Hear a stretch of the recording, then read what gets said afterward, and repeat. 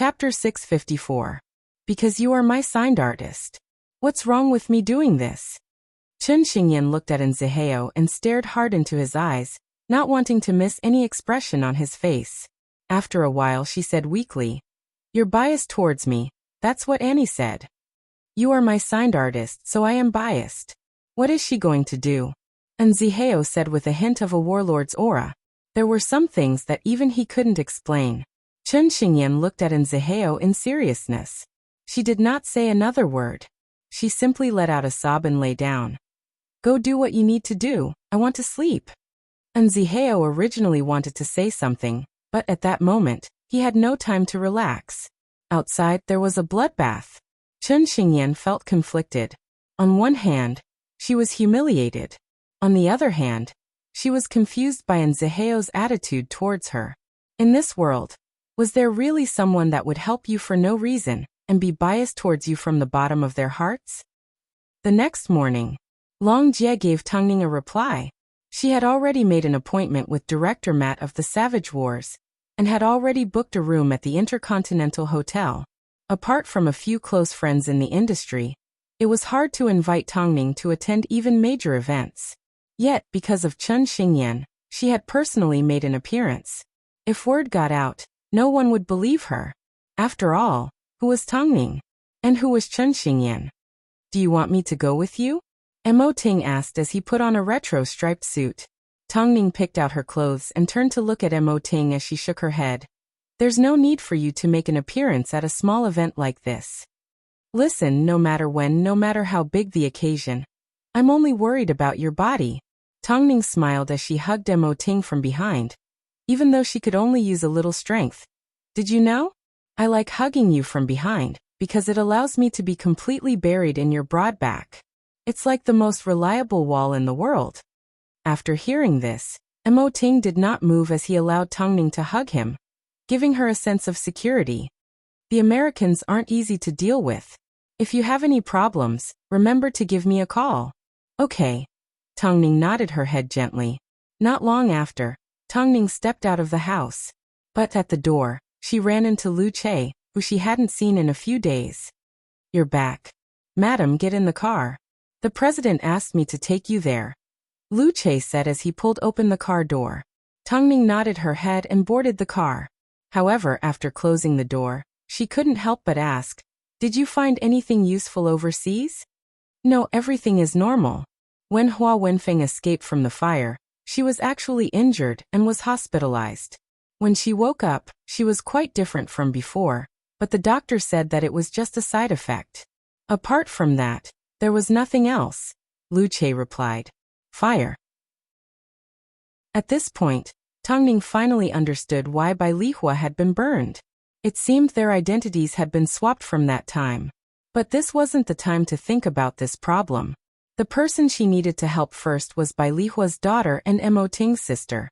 It didn't take long before the three of them arrived at a private room in the Intercontinental Hotel, with their bodyguards. At this time, the director of the Savage Wars and the main person in charge were already waiting on the sofa in boredom.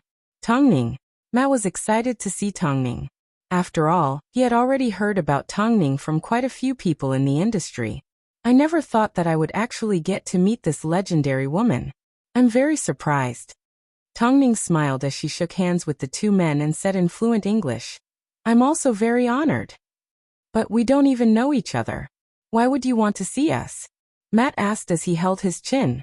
Tangning gave them a friendly smile before she pulled out her phone, placed it on the table and showed it to the two men, because of her. In the photo, Chun Xingyan was smiling brightly, but it gave the two Americans a headache. "It's her again. This woman has nothing to do with us anymore. We've already replaced her." "I know." Not only did Director Matt replace Chun Xingyan, he even took advantage of this opportunity when Chun Xingyan's scandal broke out. Tangning said with a deeper meaning, "I won't beat around the bush. I am here for Chun Xingyan. Wait, can I ask, what is your relationship with this woman?" "No matter what our relationship is, she is not someone that can be bullied." Tangning's tone became a little more forceful. "But she has indeed been replaced. Plus, she and her manager are still having an affair. I'm sure the production is well aware of the truth. Tongning began to argue with the other man. Director Matt, did you know? You're being extremely unwise. Firstly, the Chun Xingyan that you replaced is definitely a top talent when it comes to acting.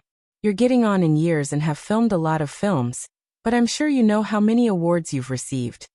A shoddy production can never win an award. You wouldn't want to rely on crappy films to survive when you're old, would you?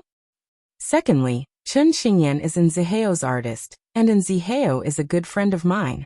Even if it's based on this relationship, you shouldn't have chosen benefits over benefits. After hearing Tongning's words, Matt thought for a few seconds before saying, I don't think I need you to teach me anything. The scandal between Chun Xingyan and her manager is a fact, so it's reasonable for me to replace Chun Xingyan. Miss Tang, or rather, Mrs. M.O., I know your husband is a big boss of the entertainment industry, but you don't have the final say in the American entertainment industry. Fine, it seems Mr. Matt is hoping for me to say something harsh. Tongning did not get angry. Instead, she crossed her arms and leaned back in her chair, appearing calm and collected. Chun Xingyan passed your interview. But before the scandal started, she had already been replaced. She didn't start the scandal first and was replaced afterwards. As for the new replacement, you didn't mention it in your statement, but you couldn't hide it from me. You replaced Nziheo's other artists with Annie. If Nziheo's relationship with his artists isn't clear, then Annie should be a target that you all reject. How could you directly replace Chun Xingyan? Plus, what right does Annie have to replace Chun Xingyan? Is it because the person backing her, President Wang, gave you a large amount of benefits?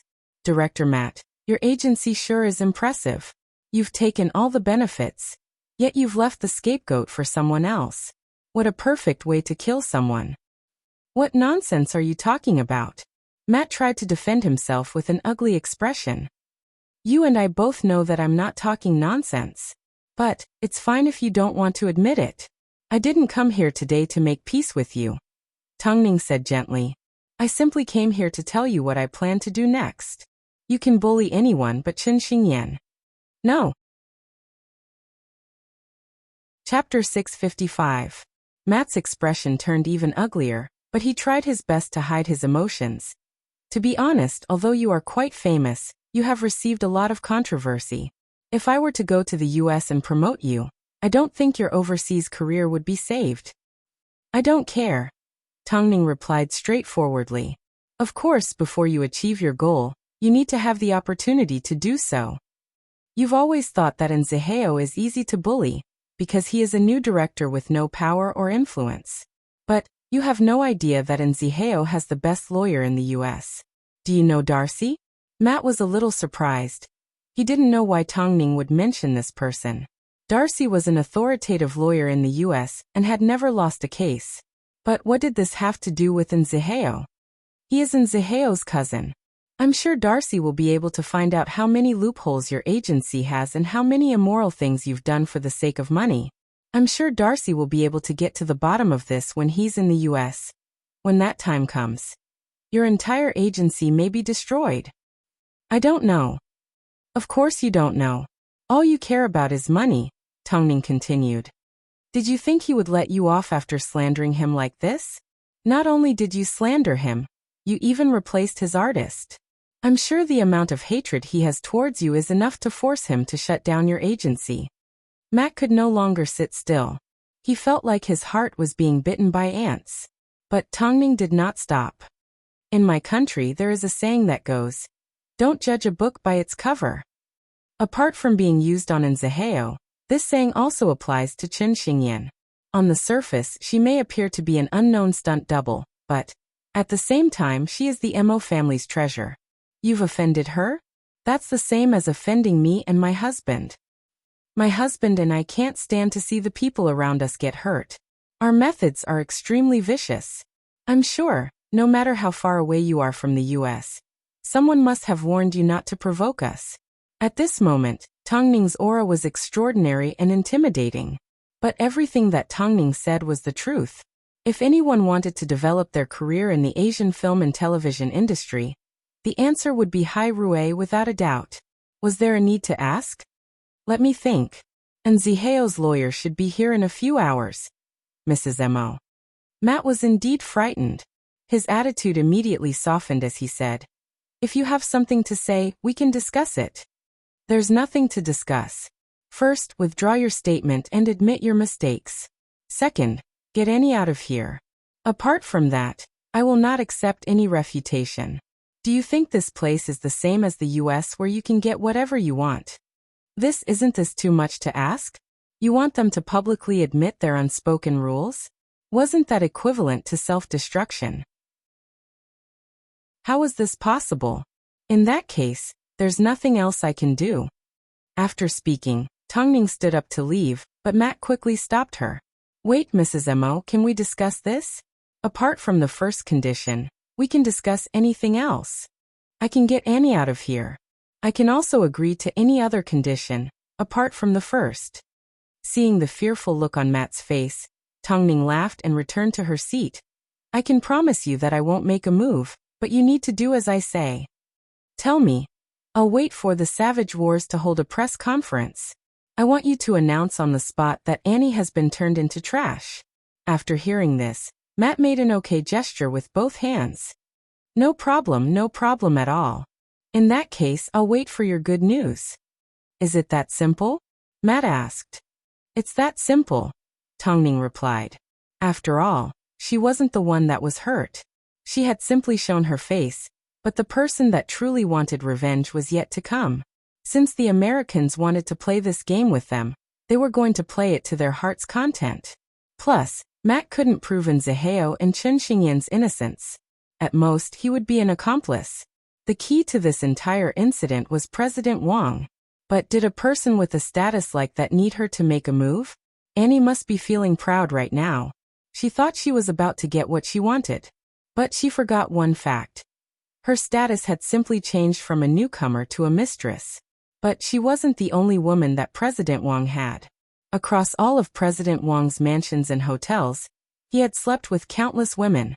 At this time, one of his mistresses found out that President Wang doted on Annie, so she was filled with hatred.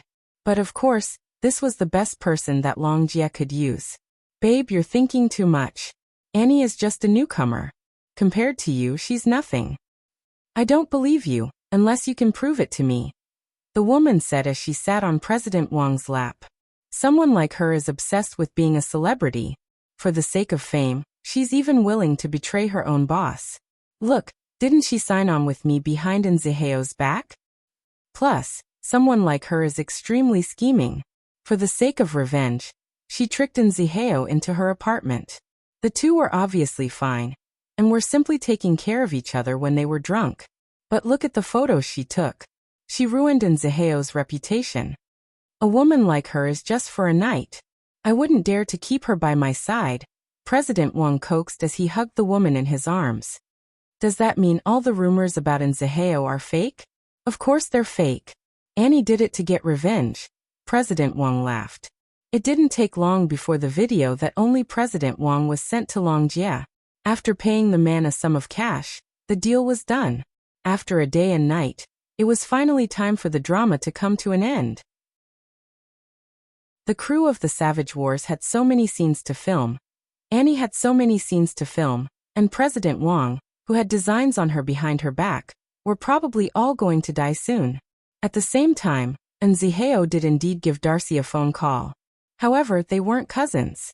In reality, they were just normal friends. When Tongning contacted Matt, she deliberately set him up. Of course, everything else may have been fake. But there was one thing that was definitely true. Zihao was definitely not going to let Matt off. There was no doubt about it. In fact, the entire crew. Chapter 656. That night, Chen Xingyan was immersed in her own world. As soon as she closed her eyes, she would think of the way the men had humiliated her. She tried her best not to seek revenge on Annie. Because of this, she ended up running a high fever in the middle of the night. Zihao only realized that Chen Xingyan was seriously ill in the wee hours of the morning. She hadn't eaten anything the entire day and her stomach felt empty. Zihao was worried that she would starve. But after entering her room and feeling her wrist, Zihao realized that he was wrong. Chen Xingyan's body was already twitching. Let me take you to the hospital. And Zihao reached out his arms to carry Chen Xingyan, but she resisted. I don't need it. This isn't the time for you to be stubborn, and Zihao said as he held onto her burning hot body. You need treatment right now. You have a fever. I said I won't go, so I won't go. When Chen Xingyan was stubborn, no one could change her mind. You better get out of here. I just can't take it anymore. My heart feels terrible. That's why I have a fever. And Zihao immediately fell silent. He knew that the humiliation that Chen Xingyan had suffered during the day was unimaginable. A naive girl like her had suffered such a heavy blow because of him. And Zihao couldn't help but wrap his arms around Chen Xingyan.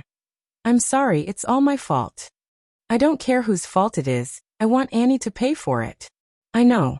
I will personally deliver this opportunity to you. And Zihao vowed. Don't torture yourself like this, I won't be able to take it. In the past, Yun Xian had a loud argument with me like this and ended up in a car accident. I don't want history to repeat itself. Damn it, I'm not your girlfriend that died 800 years ago. Even if I have to die, I'm going to drag someone down with me. Chen Xingyan was obviously not someone to be trifled with. She was strong to the bone. And Zihao understood her stubbornness, so he hugged her tightly and refused to let go. Let others die. Let them pay. Chen Xingyan hugged Zihao tightly as her hands trembled uncontrollably. After quite some time, she finally said, I miss my mother. I'll take you to Hyatt Regency tomorrow. The next day, Zihao kept his promise and took Chen Xingyan to Hyatt Regency. As soon as Bai Lihua saw Chen Xingyan, she hugged her daughter lovingly. Why do you look so pale? Mom, sleep with me for a bit. Chen Xingyan would only reveal her feminine side in front of Bai Lihua and act coquettishly. Okay, Mom will take you there. Bai Lihua glanced at Tongning before leading Chen Xingyan into the bedroom. And Zihao watched helplessly as the two men left. In the end, he placed his gaze on Tongning. Tongning, I have a favor to ask of you. You haven't begged me yet. Tongning closed the script in her hands and said to Zihao, Tell me as long as I can do it. It's not appropriate for me to do something like this. Plus, Chen Xingyan doesn't trust me, so you are the only one left. And Zihao paused for a moment before he explained everything that happened at the apartment. On the way here, I already did some research. The man named Wang will be taking Annie to an event soon. And the only event that is worthy of your status is this. Before I make my move, I hope I can arrange for Annie and Xingyan to meet and personally get revenge. What event? Tongning asked. In the end, protecting Chen Xingyan was the Mo family's responsibility, and Zihao was also a victim. So he shouldn't be shouldering this responsibility on his own. The pre-screening of Wolfman. This is Lin Sheng's new film. It's only right for you to show your support. But Chen Xingyan might not go with me, Tongning was worried. I'll mention it to Auntie Bai and ask her to help Chen Xingyan. And Zihao replied in seriousness. Tongning, I don't trust anyone else. Seeing how serious Zihao was, Tongning nodded her head. Why do you care so much about Chen Xingyan? Because she reminds me of the Yin Xian of the past. Not being able to protect Yin Xian is one of my biggest regrets. But I can't let Chen Xingyan get hurt for no reason, and Zihao opened his heart. Also, Chen Xingyan is like a little wolf cub. She is filled with bravery. I'm afraid that if I don't help her vent her anger, she will do something that no one would ever expect. I'll make arrangements for this. In reality, Tongning felt that Zihao was overly protective of Chen Xingyan and cared for her too much. Perhaps, even he didn't realize it. The little wolf cub was indeed full of blood. Because of this, the little wolf cub would never allow herself to get hurt. As for the incident that happened at the apartment, Annie deserved to die. Thank you. Seeing Tongning agree, Zihao felt relieved. But he still felt that what he had done for Chen Xingyan was far from enough. I know you have a lot on your plate. You can go back to work. Tongning could see Zihao's ambition. This time, because of Chen Xingyan, he was truly angered and was prepared to bring down Matt's entire agency. After handing Chen Xingyan over to Zihao was naturally relieved. So he quickly stood up and left. Actually, getting Chen Xingyan to attend the pre-screening wasn't a difficult task. All it required was a little bit of planning. Tonight, Tongning will be attending a pre-screening of a film. But Mr. Mo won't be able to leave and bodyguards aren't allowed inside. Since you are quite skilled, why don't you help Mr. Mo protect Tongning as Tongning's assistant? That afternoon, as soon as Chen Xingyan woke up, Bai Lihua tried to coax her. As you can see on the surface, I'm a maid at Hyatt Regency. But in reality, I'm being taken care of by the couple. If you don't help them out, I'll feel bad. In reality, Chen Xingyan did not think too much about it, nor did she have the mood to think about it. She simply lay in bed and nodded her head. I'll listen to you. Okay, in that case I'll prepare some clothes for you. In reality, the guest list for Lin Sheng's film had already been confirmed. But Tongning asked Lu Che to contact Lin Sheng's manager. As soon as the manager heard it was Tongning, he was overjoyed and immediately made arrangements for Tongning as a mystery guest. Tongning. When she first worked with Lin Sheng, she was still a nobody. But now she was a widely recognized actress in the industry. Tongning. The fact that you're here is the best way to support Sheng. Our Sheng will remember this favor. But the manager had no idea that Tongning was attending the pre-screening with a very important mission and a very clear motive. She was going to show Annie the true meaning of bullying. Chapter 657.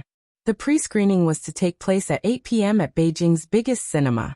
As one of the most influential actors of the current generation, Lin Sheng was, of course, not a small number of people would be there to support him. There were friends from both inside and outside of the industry, big names in the industry, and of course, people like President Wang who relied on his connections to get his hands on a ticket. Tongning did not walk the red carpet or accept any interviews.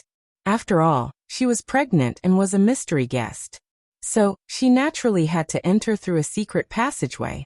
However, the only difference was the person accompanying her tonight was not her husband, Mo Ting.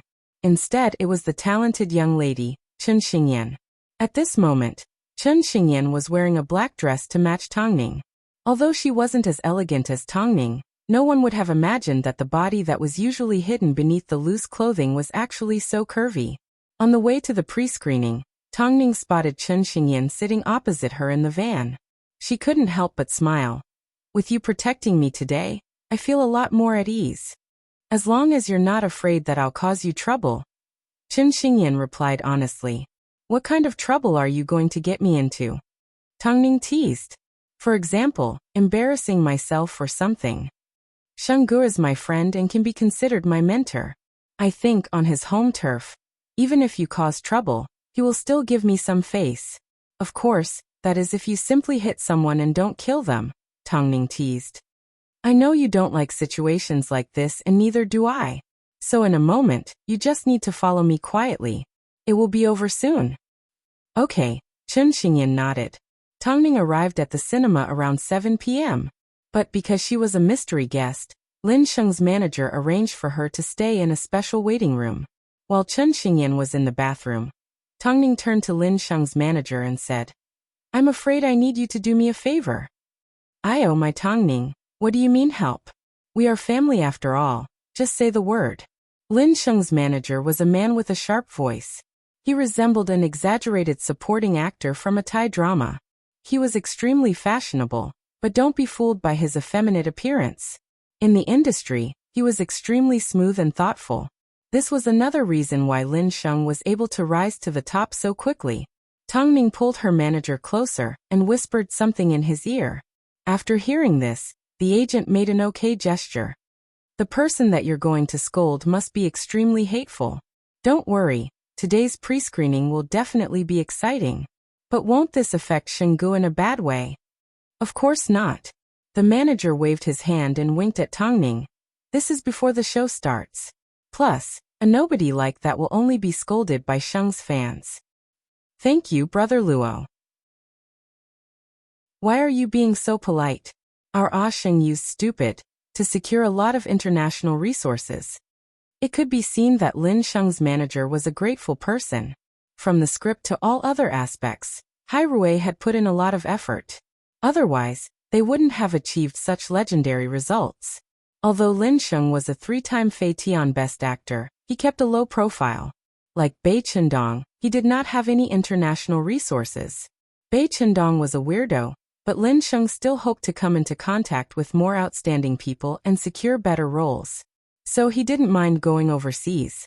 And, Stupid gave him this opportunity. In that case, I'll wait for your good news. Not long after, Chen Xingyan emerged from the bathroom. At this time, Tongning was the only one left in the waiting room. Wait a moment.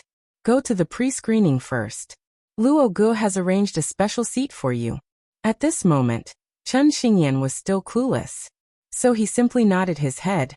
Okay. At 7:40 p.m., the guests entered the venue. Whether it was a big shot or a small fan, they all entered in an orderly manner. Of course, Chen Xingyan was given a VIP ticket, so the staff were naturally more polite than the average person. It didn't take long before Chen Xingyan found the seat with his name on it. But a moment later, someone else found the same seat. As soon as their eyes met, Chen Xingyan's face immediately turned red. It was Annie. President Wang had already sat down beside Chen Xingyan as he gestured to Annie. Ask her to stand up. When enemies met, their eyes were filled with hatred. But this was not the right place. So, Chen Xingyan had already decided to get even with Annie after the screening was over.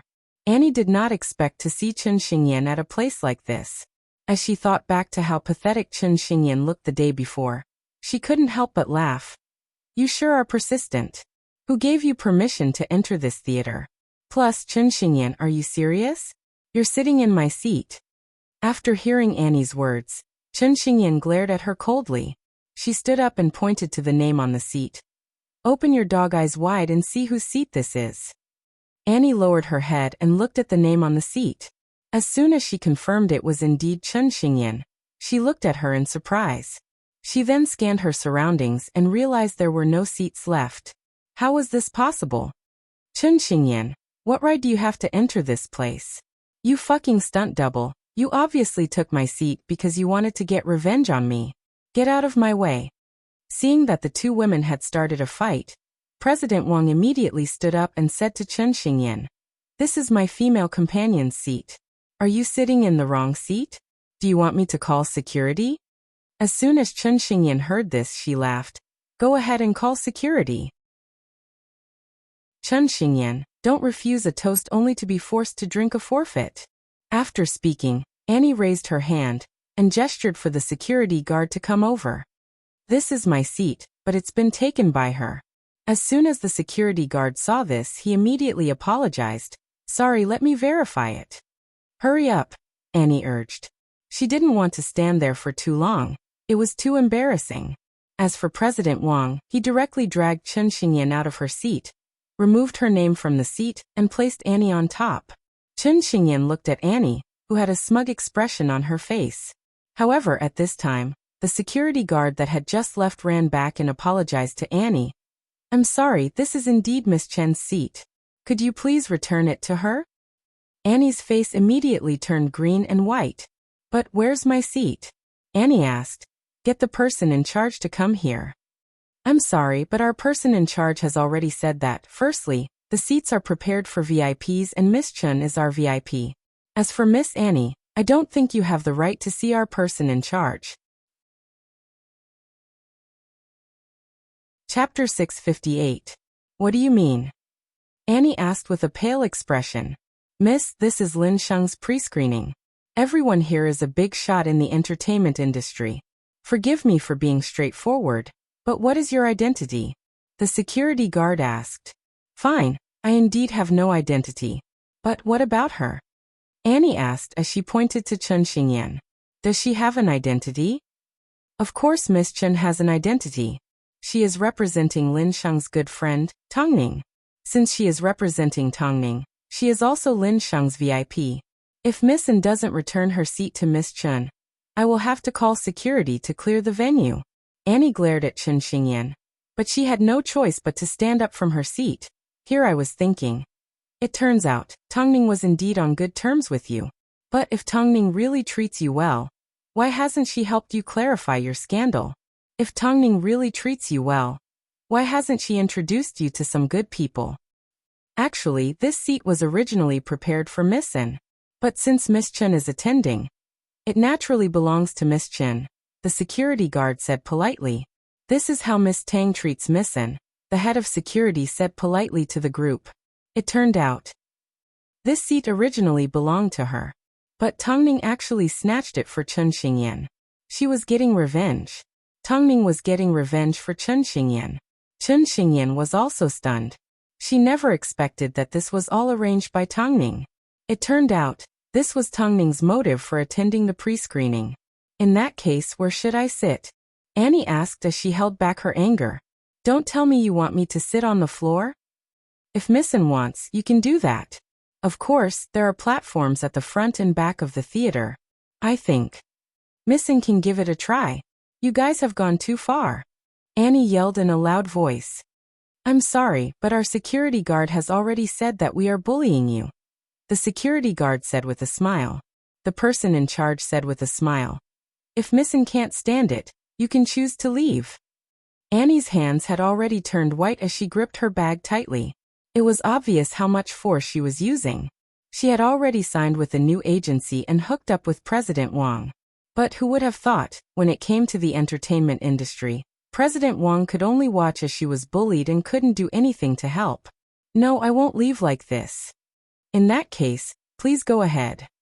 The manager smiled as he leaned over and said to Chen Xingyan, Miss Chen, if you need anything, please let me know. I will do my best to serve you. Thank you, but I don't need it for now. Chen Xingyan was indeed satisfied. It turned out, this was the feeling of stealing from someone else. Especially since the other party was Annie. All right, then I'll retreat. After speaking, the manager turned around. But before he left, he said to Annie, everyone here is famous in the industry. I'm sure Miss N wouldn't be so bored as to block the view of others, right? In that case, don't blame me for not warning you. When the time comes, you'll offend even more big shots, and it won't be as simple as having your position stolen. To them, dealing with you will be as easy as crushing an ant. Annie was furious, but all she could do was look at President Wang. However, President Wang was still a newcomer in the industry. Against Lin Sheng's home turf, he did not have the ability to resist. So no one paid any attention to her. She could only retreat to the back of the theater. Everyone had a seat, but she didn't. No, it wasn't that she didn't have a seat. It was simply stolen by Chen Xingyan. Quite a few people turned their heads and pointed at Annie. Annie could obviously sense the ridicule in their eyes. She was so tempted to dig a hole and hide in it. This was all thanks to Chen Xingyan. No, she hadn't lost yet. Even though Tang Ning stood up for Chen Xingyan, she was still an actress of the Savage Wars. Chen Xingyan still had nothing and was surrounded by scandals. But it didn't take long before Annie couldn't feel happy anymore. Because before the film started, Lin Sheng stood on stage to give a speech. However, before he could say much, Tang Ning walked onto the stage from the other side of the theater. As the mystery guest, Tang Ning's appearance naturally caused the audience to scream. Whether they were familiar with her or not, everyone was in awe of her legend. Oh God, I can't believe it's Tang Ning. I can't believe Tang Ning is here. Am I seeing things? It's really Tang Ning. She's still so beautiful even when she's pregnant. The pair of legs that the entire world is praising, they are so long. As Chen Xingyan listened to the exclamations around him, he finally realized that a person could be so charming that the entire world could cheer for them and not take their eyes off of them. Of course, Lin Sheng was also surprised. After all, with Tang Ning's current status and body, the fact that she had appeared on his home turf made him extremely moved. From the look in Tang Ning's eyes, he could tell that she was still the same Tang Ning that would do anything for the sake of filming. She hadn't changed at all. Most importantly, she knew how to be grateful. Shengge, congratulations on your film's success. Tang Ning rarely made an appearance in public. Even when she was slandered by Hua Wenfeng, she never made an appearance in public again. So one could imagine how much face she was giving Lin Sheng. I'm surprised that you made it. Lin Sheng gently hugged Tang Ning. I've always remembered the help you've given me, Tang Ning replied with a smile. It's not even worth mentioning. Today, I'm here to give you a present, Tongning said into the microphone as she placed her gaze on Chen Xingyan. I heard from Luo Ge that you've been looking for a martial arts master. I have a very good candidate in mind. Although she is very young, she is a master of martial arts. I'm sure she won't disappoint you. After hearing Tongning's words, Lin Sheng understood her motive. It turned out, she wanted to introduce him to someone. Of course, if someone else had said this, Lin Sheng would have been disgusted. But Tongning cleverly mentioned that she was very young. So, how young could she be to be so skilled? Xingyan, come up here. Use your own method to wish Sheng Ge great box office success. Tongning said to Chen Xingyan after seeing that Lin Sheng did not object. Everyone understood that Tongning was helping a younger generation. So, what kind of younger generation could receive Tongning's attention? Soon, a 10-year-old girl stood up from the crowd. Everyone looked at Chen Xingyan in surprise, but not many people recognized that she was the female lead of the scandal within Zihao. Everyone was curious. What could a young girl like her achieve? Chen Xingyan walked onto the stage and bowed to Lin Sheng. She then faced the audience and finally, Annie. This was a chance that Tongning was giving her. She was giving her a chance to showcase herself and defeat Annie. Chapter 659. But the dress she was wearing was quite restrictive. Above all, she looked so weak. To everyone's surprise, Chen Xingyan tore open her dress and revealed her black safety pants. Afterwards, in a matter of seconds, she knocked out all the bodyguards behind Lin Sheng. Ah! Everyone screamed in astonishment. Was this just a 19-year-old girl? How could she have such explosive power? However, after a brief moment of surprise, everyone laughed. This girl didn't seem to be very smart. At an event like this and with the support of Tongning, if she was someone else, she would have grabbed the opportunity to show off her abilities in front of Lin Sheng. Yet her performance was so lackluster. Even Annie, who was standing at the back of the stage, couldn't help but mock, idiot. But Tongning didn't think so. Chen Xingyan was a smart person in certain aspects. Today is Sheng Ji's pre-screening, so I can't steal the spotlight. Plus, the pre-screening is about to start, so I can't waste everyone's time. I wish Sheng Ji's film a box office success. After speaking, Chen Xingyan bowed to the crowd. Not fighting or snatching seemed to be in line with Tongning's teachings. Yet, she had already managed to win Lin Sheng's attention and curiosity. You've let down Tongning's efforts. Because I know you like people who are capable, not people who play tricks. Lin Sheng smiled at everyone before he turned to Tongning and Chen Xingyan. Sit beside me. Let's have a good chat. It's been a long time since we've seen each other. As a result, Chen Xingyan successfully moved from the back to the front. Of course, everyone simply treated this as a show. No one was jealous. Although Chen Xingyan was skilled, she obviously didn't pose much of a threat to the entertainment industry. The young girl's abilities were indeed rare. Most importantly, whether she was a stunt double or an action actress, it didn't have much of an impact on the audience. This young girl is quite interesting. At such a young age, her skills are not bad. On top of that, she has Tongning's support. She has a bright future ahead of her. From the looks of it, we may get to see her in Lin Sheng's next film. Translator, Uni editor.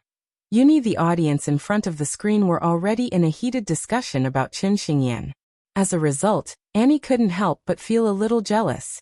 She had sacrificed her body and her conscience.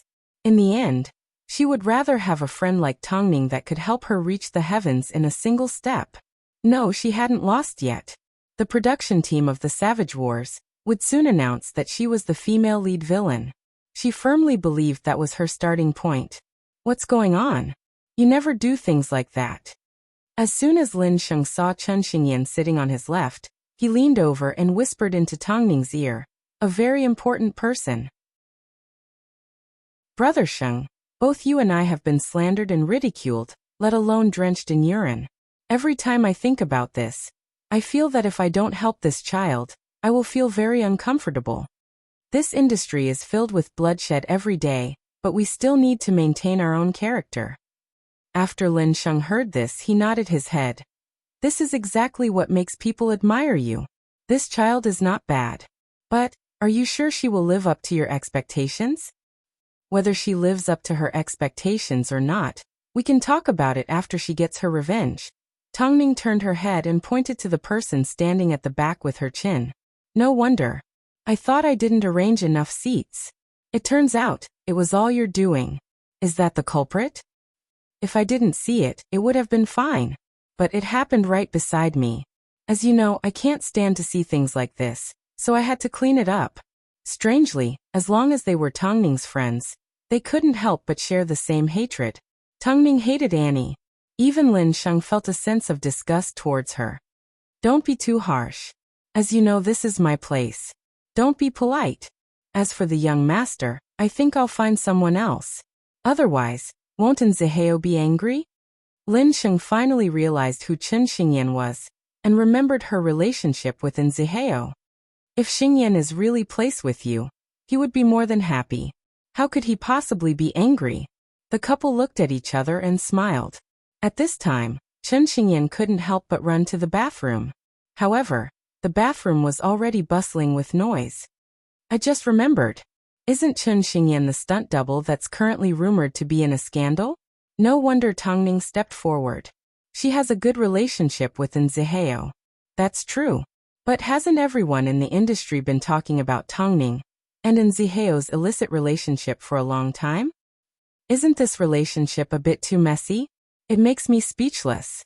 Their relationship is actually not messy. Let me help you sort it out. The three female celebrities stood in front of the sink, touching up their makeup and chatting excitedly. At this time, Annie appeared behind them with her arms crossed. Zihao and Tongning have always maintained a relationship. But Zihao doesn't want to be left out, so he keeps looking for new prey. So Chen Xingyan took the bait. The three women turned around and saw Annie. She was the woman standing in the last row. And who are you? How do you know so much? Who I am isn't important. What's important is that I know Chen Xingyan and Zihao have slept together. Plus, because Chen Xingyan offended someone, she was forced to drink urine. The three women laughed without hiding their laughter. Is this true? It's absolutely true. Annie nodded.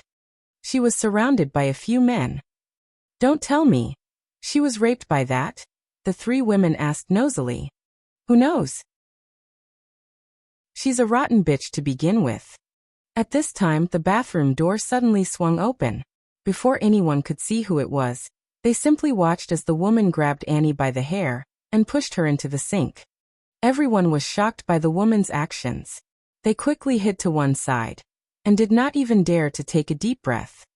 Chen Xingyan let go of me. However, Chen Xingyan did not let go. She once again grabbed Annie by the hair and dragged her over to the toilet and pushed her into the sink. From today onwards, you are also a woman that has eaten shit. Even so, the role in the Savage Wars is still mine. You are nothing. Hearing these provocative words, Chen Xingyan originally wanted to hit Annie again. But at this time, an extremely powerful voice called out from the bathroom door. Xingyan, stop. The three women looked towards the bathroom door and saw Tongning standing there with her stomach in her hands. The three gossipy actresses' expressions changed. Just as they were about to sneak away, Tongning placed her gaze on them and lifted her chin with a natural sense of nobility and arrogance. The three women couldn't withstand the pressure as they immediately apologized. Sorry, we won't do it again. But I heard everything you said. Chapter 660. We didn't do it on purpose. Don't worry, I wouldn't dare to touch you. Otherwise, if word got out that I humiliated you and broke your arms and legs, wouldn't I be the scapegoat again? Tongning said with a deeper meaning. We won't. We won't go around talking about it. The women waved their hands. Tongning, please let us go. We don't actually believe the rumors that are going around. We simply can't hide our gossipy hearts. Get lost. Tongning did not waste any time on the women. Of course, she didn't allow Chen Xingyan to waste any time on Annie either. You come over here and leave with them. Chen Xingyan was still holding on to Annie's hair. After hearing Tongning's words, he forcefully let go of Annie's hand. Chen Xingyan, we are irreconcilable. Annie stood up with a head full of filth as she threatened Chen Xingyan. As long as I, Annie, am around, you will not have a good life. Chen Xingyan turned around and looked at Annie. Just as he was about to speak, Tongning suddenly said, "In the entertainment industry, it's best not to be too confident." Annie turned around and looked at Tongning. Her eyes were filled with anger and humiliation. "Let me wish you success in advance." After speaking, Tongning gestured to Chen Xingyan that it was time to restrain himself. "Do you believe that? This world is all about retribution. If retribution isn't satisfying, why should you dirty your hands when dealing with people with bad intentions? Did you think I would be afraid just because you said that? Sooner or later, I will climb higher than you." Annie vowed. Tongning smiled gently, waiting to see what would happen. Of course, seeing how weak Tongning was and how she wasn't as strong as the rumors made her out to be, the fear in Annie's heart slowly disappeared. She thought, after Chen Xingyan pushed her into the toilet, Tongning would break her arms and legs. But in reality, Tongning did not do anything. What did she mean by revenge? Tongning was simply a hypocritical person. "Tongning, why did you go easy on that bitch?" Chen Xingyan asked as he chased after Tongning. "You've already made her eat shit. Isn't it time to vent the anger in your heart?" Tongning asked as she turned around. Chen Xingyan stood behind Tongning. Obviously, she didn't think it was enough. Even if you conquer her in terms of physical strength, she won't be convinced. Even if you let her eat shit for an entire night, the result won't be any different. After hearing this, Chen Xingyan suddenly felt that it made sense. If you want others to be convinced by you, you must first have the ability. If you really want to know where your abilities lie, you should hide your brilliance or listen to Nzeheo's arrangements. Tomorrow, there will be even worse news. You better be mentally prepared. Tongning warned Chen Xingyan. You were the one who did it. You will bear the consequences yourself. At that moment, Chen Xingyan didn't seem to understand the meaning behind Tongning's words. Plus, someone had indeed witnessed Chen Xingyan making a move. So rather than being discovered in the future, it was better to let nature take its course. But that bitch looked down on you. Tongning did not say a word. Her expression was as calm as ever. The two quickly returned to the theater until the pre-screening was over. Tongning explained to Lin Sheng, "Xingyan made a move in the bathroom a moment ago. It may have caused you trouble. In that case, you saved me quite a bit of publicity money," Lin Sheng replied casually. He was a 3-time best actor. How could he be affected by a small matter like this? Tongning smiled and pretended nothing had happened. After all, Chen Xingyan needed to get her revenge and vent her anger. But Chen Xingyan still needed more practice. So Tongning decided to let the incident continue to ferment and teach her a lesson. Shocking news. Chen Xingyan hit someone. Who gave the stunt double the courage to be so arrogant? Tongning has bad taste. Not only did she fail to help a younger generation, she ended up getting herself into trouble. She wants to be famous. Stunt double reveals another bad record. Hit someone in the bathroom, humiliated her, and forced her to eat shit. This was the entertainment news the next morning. As soon as Bai Lihua saw it, she was shocked. She looked at Tongning in surprise, but she didn't know what to say. "Auntie Bai, is there something you want to say to me?" Tongning asked without lifting her head. She knew Bai Lihua was sneaking glances at her. "About Xingyan. I'm afraid the child will." "Don't worry, Auntie Bai, everything is under control."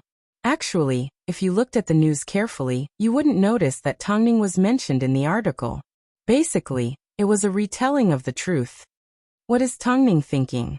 Why would she want to help a younger generation? This doesn't seem like Tongning's style.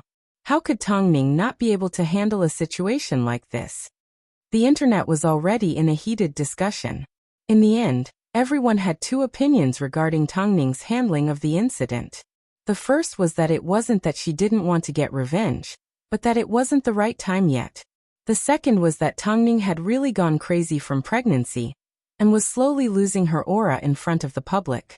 Annie also began to cry in front of the public about her tragic experience and how she no longer had the courage to continue living after being humiliated by Chen Xingyan. Faced with the situation, Chen Xingyan suddenly felt flustered. She had no idea how to handle the situation. This was because the matter was like a snowball that was getting bigger and bigger, and more people were being implicated. She didn't know how to help herself and in Ziheo.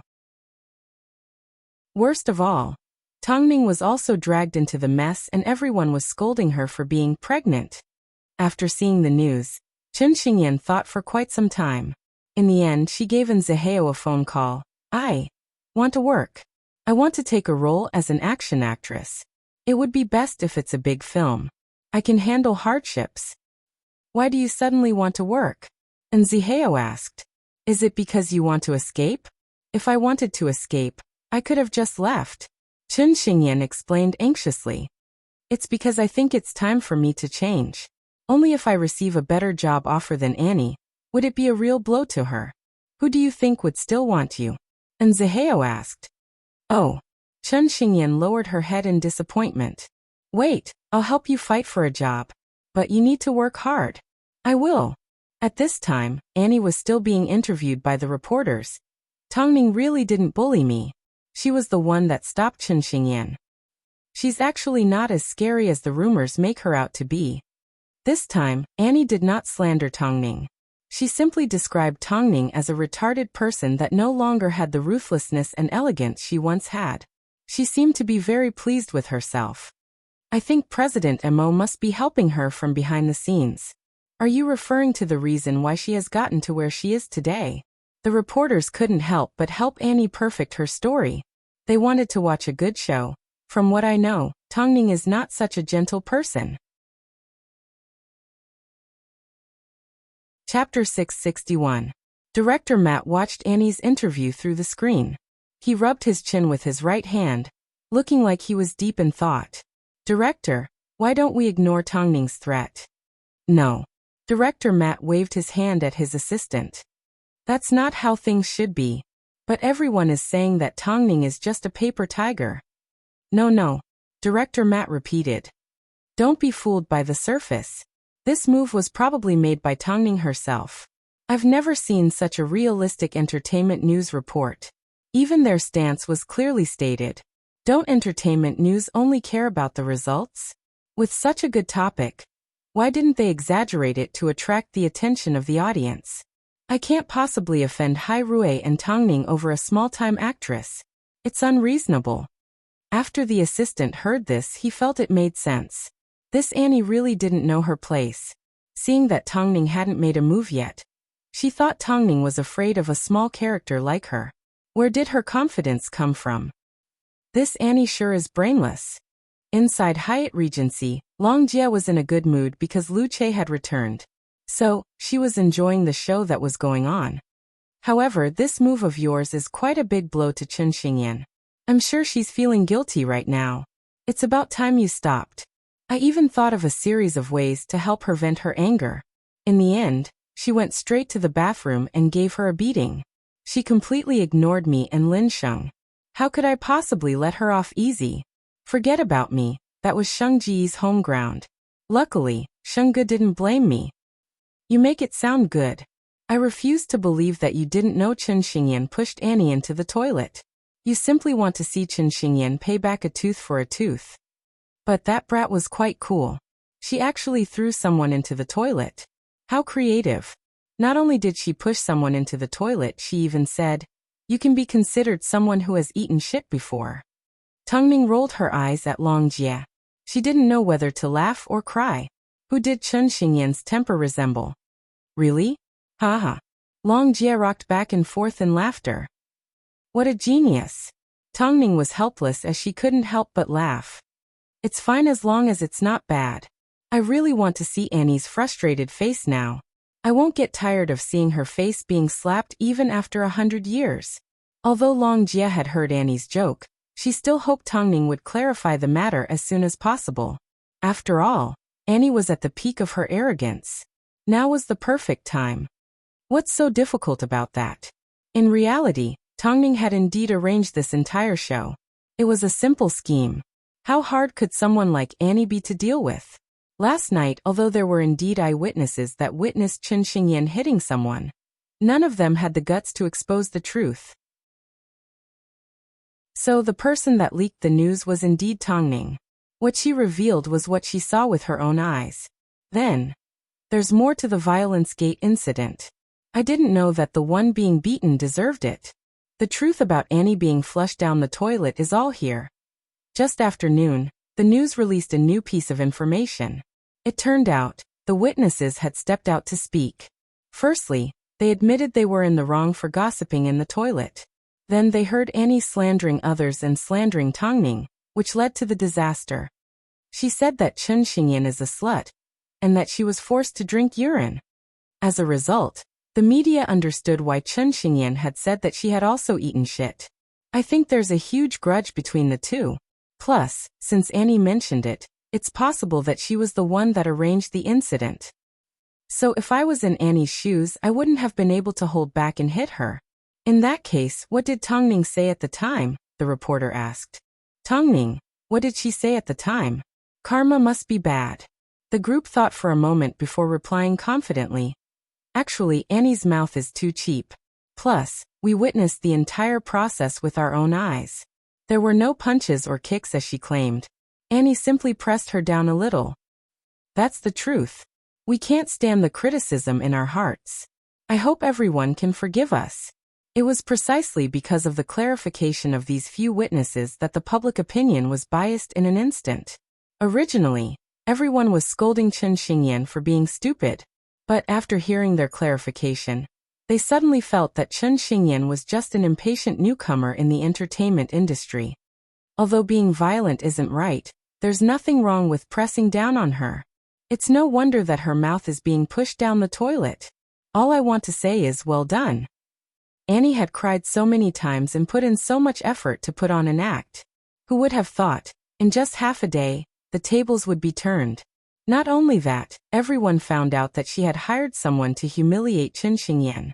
This was the Tongning that Annie said had no killing power. Annie, now you know how gentle Tongning is. The entertainment critic laughed. For her, she doesn't need to be as heavy as crushing an ant to deal with you. As soon as the full article appeared, Annie smashed everything in her hotel room. It wasn't easy for her to find an opportunity. Yet Chen Xingyan had turned the tables around. How shameful. After getting over her anger, Annie pulled out her phone and gave Director Matt's assistant a phone call. Mr. Assistant, when will we be holding a press conference? As soon as the assistant heard this, he immediately covered his phone and said, It's Annie. Put it on speakerphone, Matt said. As soon as possible, the assistant replied. What's wrong? It's nothing. I just wanted to confirm that when the time comes, I will be sure to dress up. The assistant actually wanted to say that Annie didn't need to dress up. Even if the role wasn't controversial, it was merely an antagonist, not a real female lead. So there was no need to put on so much effort. But Matt reminded his assistant to maintain his composure. So the assistant cleared his throat and said, Okay, dress up. Okay, I understand. Thank you, Mr. Assistant. Annie seemed to have been cured by her own imagination. But neither Matt nor his assistant understood why she was so full of herself. Just like that, the entire day passed in excitement. Meanwhile, in the CEO's office, Lu Che stood in front of Emoting and said, Today the madam. I know. Emoting replied. Take good care of Tongning's mood. Arrange for whatever she wants. It will help relieve her boredom. It turned out, the reason Emoting allowed Annie to cry was because he was afraid she would be bored and wanted to relieve her boredom. Although Lu Che knew Emoting doted on his wife to no end, his bottom line was still being broken every day. Chapter 662. Chen Xingyan wanted a big film. Even if An Zihao tried his best, who would dare to give it to her? Even if someone dared to, she had already missed her chance. In the end, An Zihao brought Chen Xingyan to DK Agency for an interview. If there was anyone that was willing to give her a chance, it would be Lin Sheng. Of course, Lin Sheng only recommended Chen Xingyan to DK because of Tongning. Lin Sheng's new film, Mega Beast, is currently recruiting actors. The female lead has not been confirmed yet. Go ahead and give it a try. Female lead? Chen Xingyan pointed to herself in disbelief. I can't act as the female lead. You can act as a stunt double for the female lead. An Zihao explained calmly with his arms crossed. An Zihao crossed his arms and explained calmly, Lin Sheng's male lead, Did you think anyone could be like Tongning? Do you think they can obtain his approval? Even if it's just a stunt double, there are still people fighting over it. Previously, when I asked you to be an action actress, you wanted to be a stunt double. Now, when I asked you to be a stunt double, you want to be an action actress. What do you want? Chen Xingyan looked at Zihao from behind. As she watched his back, she suddenly felt a little upset. Now that things have gotten to this point, it's already good enough that someone is still willing to hire you. Hearing this, Chen Xingyan suddenly stopped in her tracks. It's bad enough for others to humiliate me. Do you have to be so harsh with your words? And Zihao also stopped in his tracks, but he did not turn around. If you want me to continue spoiling you, then you will forever be stuck between an action actress and a stunt double. Be realistic, you can't survive in this industry if you're naive. It didn't take long before the two women saw the CEO of DK Agency. However, the way he looked at them made Chen Xingyan feel extremely uncomfortable. Since Sheng Ge has spoken, then I have nothing else to say. I will give you a chance, but only once. Follow me. And Zihao gestured with his chin, gesturing for Chen Xingyan to follow him, and while he waited outside, Chen Xingyan was not confident, so she maintained a 1-meter distance from the man. But she still heard him say, "You don't need to act like you've done something wrong. In this industry, I've seen a lot of things like this. For the sake of getting ahead, there's nothing you can't do." Chen Xingyan originally wanted to say something, but when she thought about Tongning's words, she realized her words weren't convincing enough. Since it's a stunt double, of course we'll be looking at your skills. I will arrange for an experienced stunt double to spar with you. Let me see your abilities first. Fighting was her forte, so it wasn't difficult at all. However, when she finished her fight with the other stunt double and returned to the person in charge to ask for the result, the person in charge was playing with his phone. "So, you can go now." Chen Xingyan wanted to slap him across the face, but she resisted the urge. She knew the director had no intention of using her. The only reason they agreed to let her audition was because of her relationship with Lin Sheng. At that moment, Chen Xingyan really wanted to return to the film base and be an extra. She didn't need to put up with these people, and didn't need to be bullied everywhere. But when she thought about what Zihao had done for her, and how he had been implicated by her, she quickly gave up on the idea of retreating. So she took a look at the person in charge's phone, and found that he was playing a game that she usually played. So she said to him, "If I can beat you in the game, can you promise to give me a chance to audition?" As soon as the man heard this, he lifted his head and looked at Chen Xingyan. He was suddenly interested. He then nodded his head and replied, "Sure, as long as you can beat me." Chen Xingyan also pulled out her phone, logged into her account, and began to compete with the man. The man had never expected a little girl to be so good at a game like this. Within a few moves she was defeated. But after the game he was about to leave. "Wait, didn't you say you would give me a chance to audition?" Chen Xingyan immediately grabbed onto the man's arm and asked, "What chance? I've already given you a chance." The man refused to admit his mistake as he left without a care in the world. Chen Xingyan realized she had been tricked, so her eyes filled with anger. But what could she do? However, at this time, just as the man was about to leave the room, Lin Xing suddenly appeared in the doorway and said to the man, "I have decided on her role." Ha! The man obviously did not expect Lin Sheng to see this, so his attitude immediately changed. "Sheng Ge, look. I said I will let her be the female lead." Lin Sheng said to the man, "I will take responsibility for all the consequences." After hearing Lin Sheng's words, Chen Xingyan's eyes filled with tears because of Lin Sheng's loyalty. "Thank you, Sheng Ge. I've seen your performance just now. If you can't maintain this standard during filming, I will ask you to leave at any time." Lin Sheng said the harsh words first. Once upon a time, Tongning also fell from the sky. But her acting surprised me. What about you? How much determination do you have to prove yourself? "I will not disappoint, Sheng Ge." Chen Xingyan bowed to Lin Sheng. "Everyone knows how to say nice things. Let's see how you perform when the time comes." After speaking, Lin Sheng left, leaving Chen Xingyan with a cool silhouette. It was from this moment onwards that Lin Sheng left a deep impression in Chen Xingyan's heart. And Zihao waited outside the entire time. In reality, he did not have much confidence in Chen Xingyan. Until he saw Lin Sheng approach. The little brat has been tormented quite badly by you. She asked for it. And Zihao replied. But, I have a feeling that she will be able to create a new you.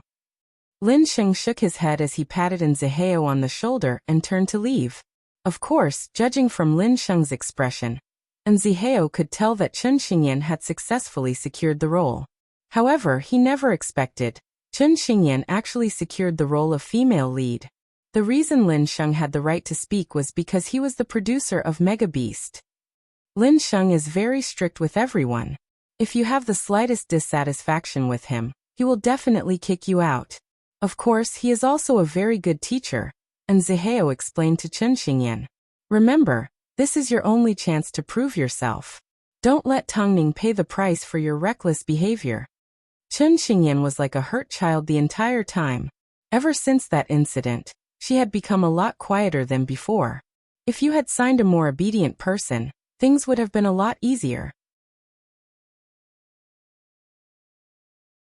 Chapter 663. Hearing this, Zihao suddenly laughed and replied, Are you talking about people like Annie? The Savage Wars is about to hold their press conference. It's an undeniable fact that Annie stole your role. You may even be hurt. Chen Xingyan lifted her head and looked at Zihao. At this time, Zihao stretched out his hand and gently patted her on the head. Very soon, I will definitely get justice for you. No, I can get it back on my own, Chen Xingyan replied stubbornly. You can say this to me after you become famous. After speaking, Zihao led her out of DK Film and Television, and drove her to Hyatt Regency. As soon as she saw Tongning, Chen Xingyan stood in front of her with her ears drooping. It turned out, the matter that she was so worried about, was nothing to Tongning. It was something that could be resolved in the blink of an eye. You were quite capable today. You secured the role of the female lead of Mega Beast. After hearing Zihao's words, Tongning looked at Chen Xingyan. Why aren't you happy? Shenggu, it's because. Did you think that Shenggu gave you this opportunity because of me? Tongning interrupted Chen Xingyan with a smile. Shenggu is indeed loyal, but he's not the kind of person you think he is. He never makes decisions based on who is close to him. In his world, roles are not to be messed with. If he doesn't think you are suitable, then no matter how much I take care of you, it would be useless. Let her find her own troubles. Zihao had no intention of relieving Chen Xingyan of her burden. The Savage Wars is about to hold their press conference. She should be feeling a little pressured. Tongning looked at Zihao without saying a word. Apart from Long Jia, practically no one knew that she had met with Matt, although Zihao cared about Chen Xingyan. Chen Xingyan was still Mo Ting's sister, so their motivations were different. Let's wait for a good show. Chen Xingyan was tired. After sitting for a while, she headed over to Bai Lihua's room to get some comfort. However, Bai Lihua wasn't in her room and her computer was turned on. Chen Xingyan couldn't help but take a closer look. But as soon as she saw it, she was shocked. She had no idea that Bai Lihua was going to visit a famous domestic entertainment forum. Xiaoxing. Bai Lihua suddenly returned to her room. As soon as she saw Chen Xingyan sitting in front of the study table, she immediately ran over to block the laptop. Mom, are you playing a spy game? Chen Xingyan had already finished reading the post. So, you're the kind-hearted person that caused an uproar online? At this time, Chen Xingyan had no time to think about why Bai Lihua had previously gone online to help Tongning divert the public's attention. She simply felt that Bai Lihua was too amazing. She had no time to think about anything else.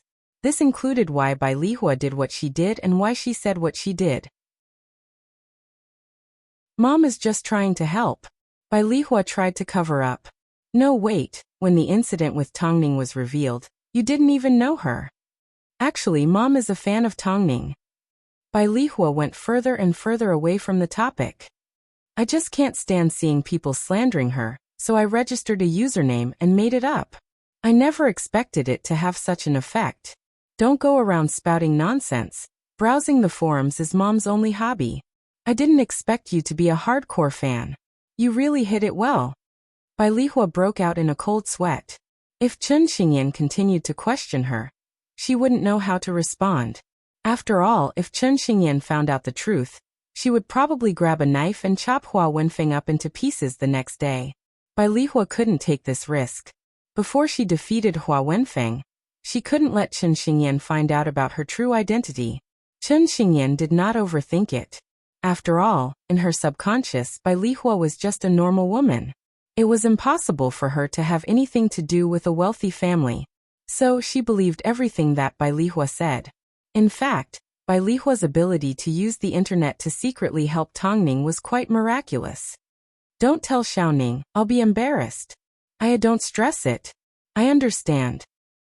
Late at night. Emoting had not returned home yet. Although Tongning was pregnant, she still asked Lu Che to drive as she headed straight to Hairue to pick him up. However, after arriving at Hairue, she did not disturb Emoting.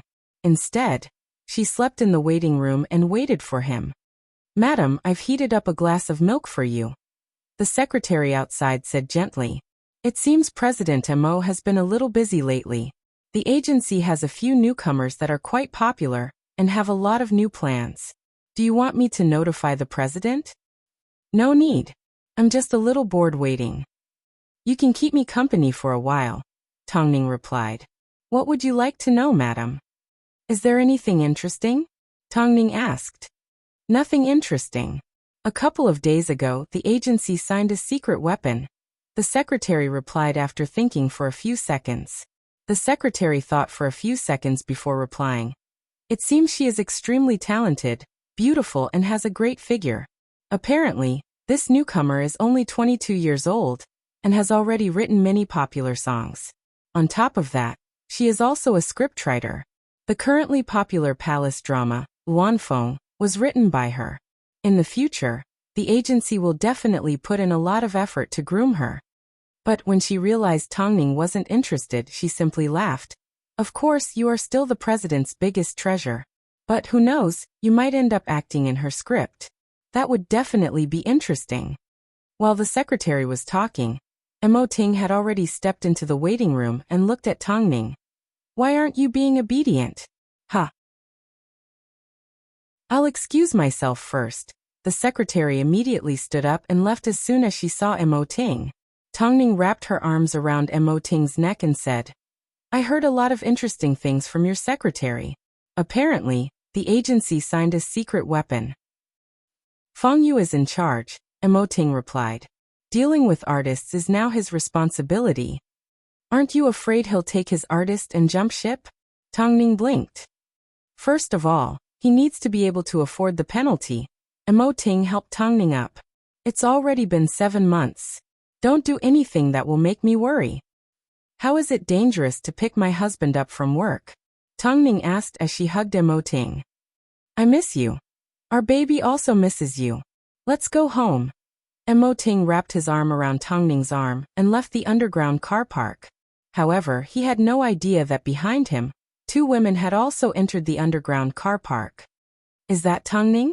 One of the women asked her assistant with a deeper meaning. Yes, that's Tongning, the assistant replied respectfully. Interesting. The woman watched as Tongning left before she boarded her sports car. She's no longer young. Chapter 664. Actually, whether she was young or not wasn't up to her to decide. A few days later, the Savage Wars held a grand press conference. That afternoon, Annie attended the press conference wearing a long silver dress. Perhaps it was because she was young, but she didn't seem to know how to restrain herself. Instead, she completely treated herself like the female lead of the film. To put it bluntly, her name was only in a small corner, and couldn't even appear on the promotional photos. But she was arrogant and complacent, so she overestimated the Savage Wars. Backstage, Annie bumped into Matt in the corridor and greeted him warmly. But Matt had no idea who she was. It was only after his assistant mentioned her that he had a slight impression of her. Hello, director. I will definitely work hard. Matt did not take another look at Annie as he walked past her.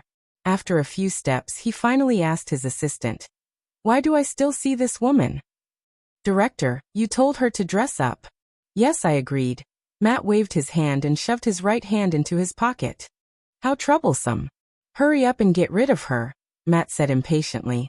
He couldn't understand what Tongning was thinking. Was there a need to teach such a small character a lesson? The press conference is about to start. Even after Annie walked away, Matt was still cursing. But Annie was in a good mood. In fact, she imagined that if she successfully completed filming this film, she would be approached by plenty of other films in the future. Not only that, she would also be offered commercials, variety shows and fashion resources. But, while she was fantasizing, the press conference had already officially started. No one told Annie when she was supposed to appear on stage. By the time she reacted, the press conference had already started 20 minutes ago. The main cast and crew were already standing on stage, but there was no place for her. So, she walked up to Matt's assistant and told him that she was still there, but Matt was too busy to talk to her. "Go away." "Mr. Assistant, I am the villain. Are you kidding me?" The assistant was annoyed, so he turned around and glared at Annie with disgust. "All the actors are already on stage. Who are you?" "That's impossible. I am also one of your actors." "Didn't you already give me the role of Chun Xingyan?" After hearing what Annie said, the assistant came to a sudden realization. "Oh," she replied. "Another replacement." "What?" Annie obviously couldn't accept the other party's answer. "It was clearly decided that it would be me. How could you just change the person? Who do you think you are?" The assistant was infuriated by Annie's words and pushed her to the ground. "It's normal to be replaced if the actress isn't suitable." "No. That's impossible." After speaking, Annie rushed onto the stage and squeezed herself in front of the actors. Everyone looked at her in surprise, their eyes full of questions. Matt shouted, "Where did this lunatic come from? Security! Protect them!" Because almost all the actors were foreigners, they were puzzled by the sudden appearance of this Asian face. Then the security guards went on stage and took Annie away. They took her backstage and sent her to her assistant's room. "Are you sick? I was obviously your chosen actress," Annie yelled. "Why are you still denying it?" Seeing how agitated Annie was, the assistant gave her a tight slap. "Get lost right now. Liar. Liar. Didn't President Wang tell you that we've already handed the contract to him? You should be looking for your boss, not making a scene here. I don't have the right or responsibility to inform you. Do you really think of yourself as an actress? You're only suited to acting as a corpse, yet you want to act as the villain? You sure know how to flatter yourself." After hearing this, Annie was stunned. She pulled out her phone and gave President Wang a phone call with trembling hands. "President Wang, did you know that The Savage Wars has been replaced?" "I know," Director Wang replied lazily on the other end of the phone. "But you didn't tell me. Plus, a couple of days ago, I called my assistant to ask if I wanted to dress up for the event." "Annie, let's just leave it at that. I only received the contract termination that night and made a small profit from it. I'm sorry I didn't tell you. I never expected you to cause a scene at the event," President Wang replied heartlessly. "The film company has terminated their contract with me. It's time for me to say goodbye to you. I don't want to offend Tongning because of you." "What did you say?" Annie felt extremely angry and humiliated. "I'll get my lawyer to send you a contract termination letter in a moment. You shouldn't be so naive from now on. Take care of yourself." Annie never imagined that the new chapter in her life that she thought was about to open up was all for naught. She could never have imagined that the Savage Wars was actually teasing her. What was even more hateful was that CEO Wang had forcibly taken over her body and forced her to walk on the path of unspoken rules. In the end, he had kicked her away and consigned her to eternal damnation. Not only that, the news of her breaking into the press conference was spread around like a joke. No one notified the actress that had been replaced. As a result, the actress caused a scene at the press conference and her fate was as expected. It was extremely embarrassing. Isn't this a bit too funny? Isn't this the woman that had a lot of drama a couple of days ago? I feel really embarrassed for her. She didn't care what other people thought, but she wanted to know what Chen Xingyan was thinking. Every time she thought about how Chen Xingyan was waiting to laugh at her, she felt helpless. The only good thing was, although the role ended up with someone else, at least she managed to snatch it from Chen Xingyan's hands. Even if she didn't get it, it wouldn't have gone to Chen Xingyan. But God didn't let her get what she wanted. It didn't take long before a rumor began to spread that Best Actor Lin Sheng's film had a new actress. Official Weibo speculated about all the popular actresses, but no one expected that the female lead would end up with a new newcomer. Not only that, this newcomer turned out to be the young girl that An Zihao was currently involved in a scandal with. It was none other than Chen Xingyan. No one expected that Chen Xingyan would end up as the female lead of Mega Beast. What was Lin Sheng thinking? This made Annie crazy with disbelief. That's impossible. This is just Chen Xingyan's way of creating hype. How could a best actor possibly act with her?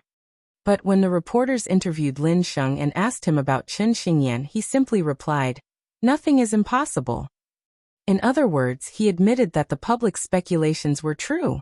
As for the two actresses that once worked under An Zihao, their futures were suddenly revealed. Chapter 665. But for Annie this wasn't the worst blow, because it didn't take long before a recording of President Wang's conversation was leaked to the public. As for the rumors between Chen Xingyan and An Zihao, they were all self-directed by Annie. This was a result that no one, including President Wang, expected. In fact, even An Zihao. After all, when Tongning did this, she did not mention it to anyone. Annie was like a street rat that was stepped on over and over again. From being discovered by An Zihao to being abandoned by the entertainment industry, only a few days had passed. It was like a dream. Annie lost everything, including her pure body. Yet in the end she ended up like this. She really wanted to see Chen Xingyan, or An Zihao again. But with their current status, she no longer had the right to do so. Annie even returned to the apartment with the intention of stopping Chen Xingyan. But after the incident, Chen Xingyan moved out of the apartment. Now that she had signed a contract with Lin Sheng's film, her status naturally increased. In Tongning's words, Annie said, "It's already over before it's even begun." Annie wasn't willing to give up, so she went to Hyatt Regency to stop Chen Xingyan. But when faced with Annie, Chen Xingyan suddenly felt her anger disappear as she sat in the van. An Zihao glanced at Chen Xingyan and asked, "Why wouldn't you give up on such a good opportunity for revenge?" "I can already see the difference between us," Chen Xingyan replied. "Sheng Ji's strict training plan is still waiting for me." After hearing this, An Zihao gently patted Chen Xingyan on the head. "Go enjoy Lin Sheng's hellish training." But what? "But don't develop feelings for him that you shouldn't have." An Zihao paused for a moment before he reminded. her. "Lin Sheng is crazy about acting. If you fall in love with him, you will be hurt." "I'm going to act. Don't you think you're overthinking it?" Chen Xingyan humphed disapprovingly. "If you're afraid of the bed, take this with you." An Zihao handed Chen Xingyan a doll from home. "With this, I'm sure you won't need to call me and ask me to move a bed for you." Chen Xingyan held the doll in her hands. She didn't know what to feel, but she immediately calmed down. An Zihao's warmth could still be felt on the doll. "Help me thank Ningjia. She seems to have done a lot for me. Just take care of yourself." An Zihao indicated that there was no need for her to worry at all. Actually, An Zihao was quite curious as to why Tongning was so protective of Chen Xingyan. After all, the two of them had never interacted before. But from the looks of it, Tongning had done a lot of things without his permission. It was obvious she treated Chen Xingyan as one of her own. After escorting Chen Xingyan to Hyatt Regency, An Zihao asked Tongning, "Don't you think the way you protect Chen Xingyan is a little too much?" "Really?" Tongning asked disapprovingly. "That Annie suffered a terrible fate. Are you really not going to tell me the reason? I can only tell you to be polite to her. She's not an ordinary person." She then returned her focus to the script. "Since your innocence has been proven, it's time for you to do some homework on director Chen Feng. Don't you want the assistant director position anymore? No, there's one more thing that I need to do. Darcy didn't contact him for no reason. Plus, he had already promised to get justice for Chen Xingyan, so he wasn't going to go back on his word. What kind of feelings do you have for Chen Xingyan? Tongning couldn't understand, so she asked Zihao. And Zihao remained silent for a moment before replying casually, "Of course, it's my little disciple." After hearing this, Tongning let out a laugh and did not say another word. To be exact, Chen Xingyan's life had not completely changed yet. At this point, there was nothing she could say. But when Chen Xingyan's identity was revealed, it was going to scare a lot of people, including Zihao.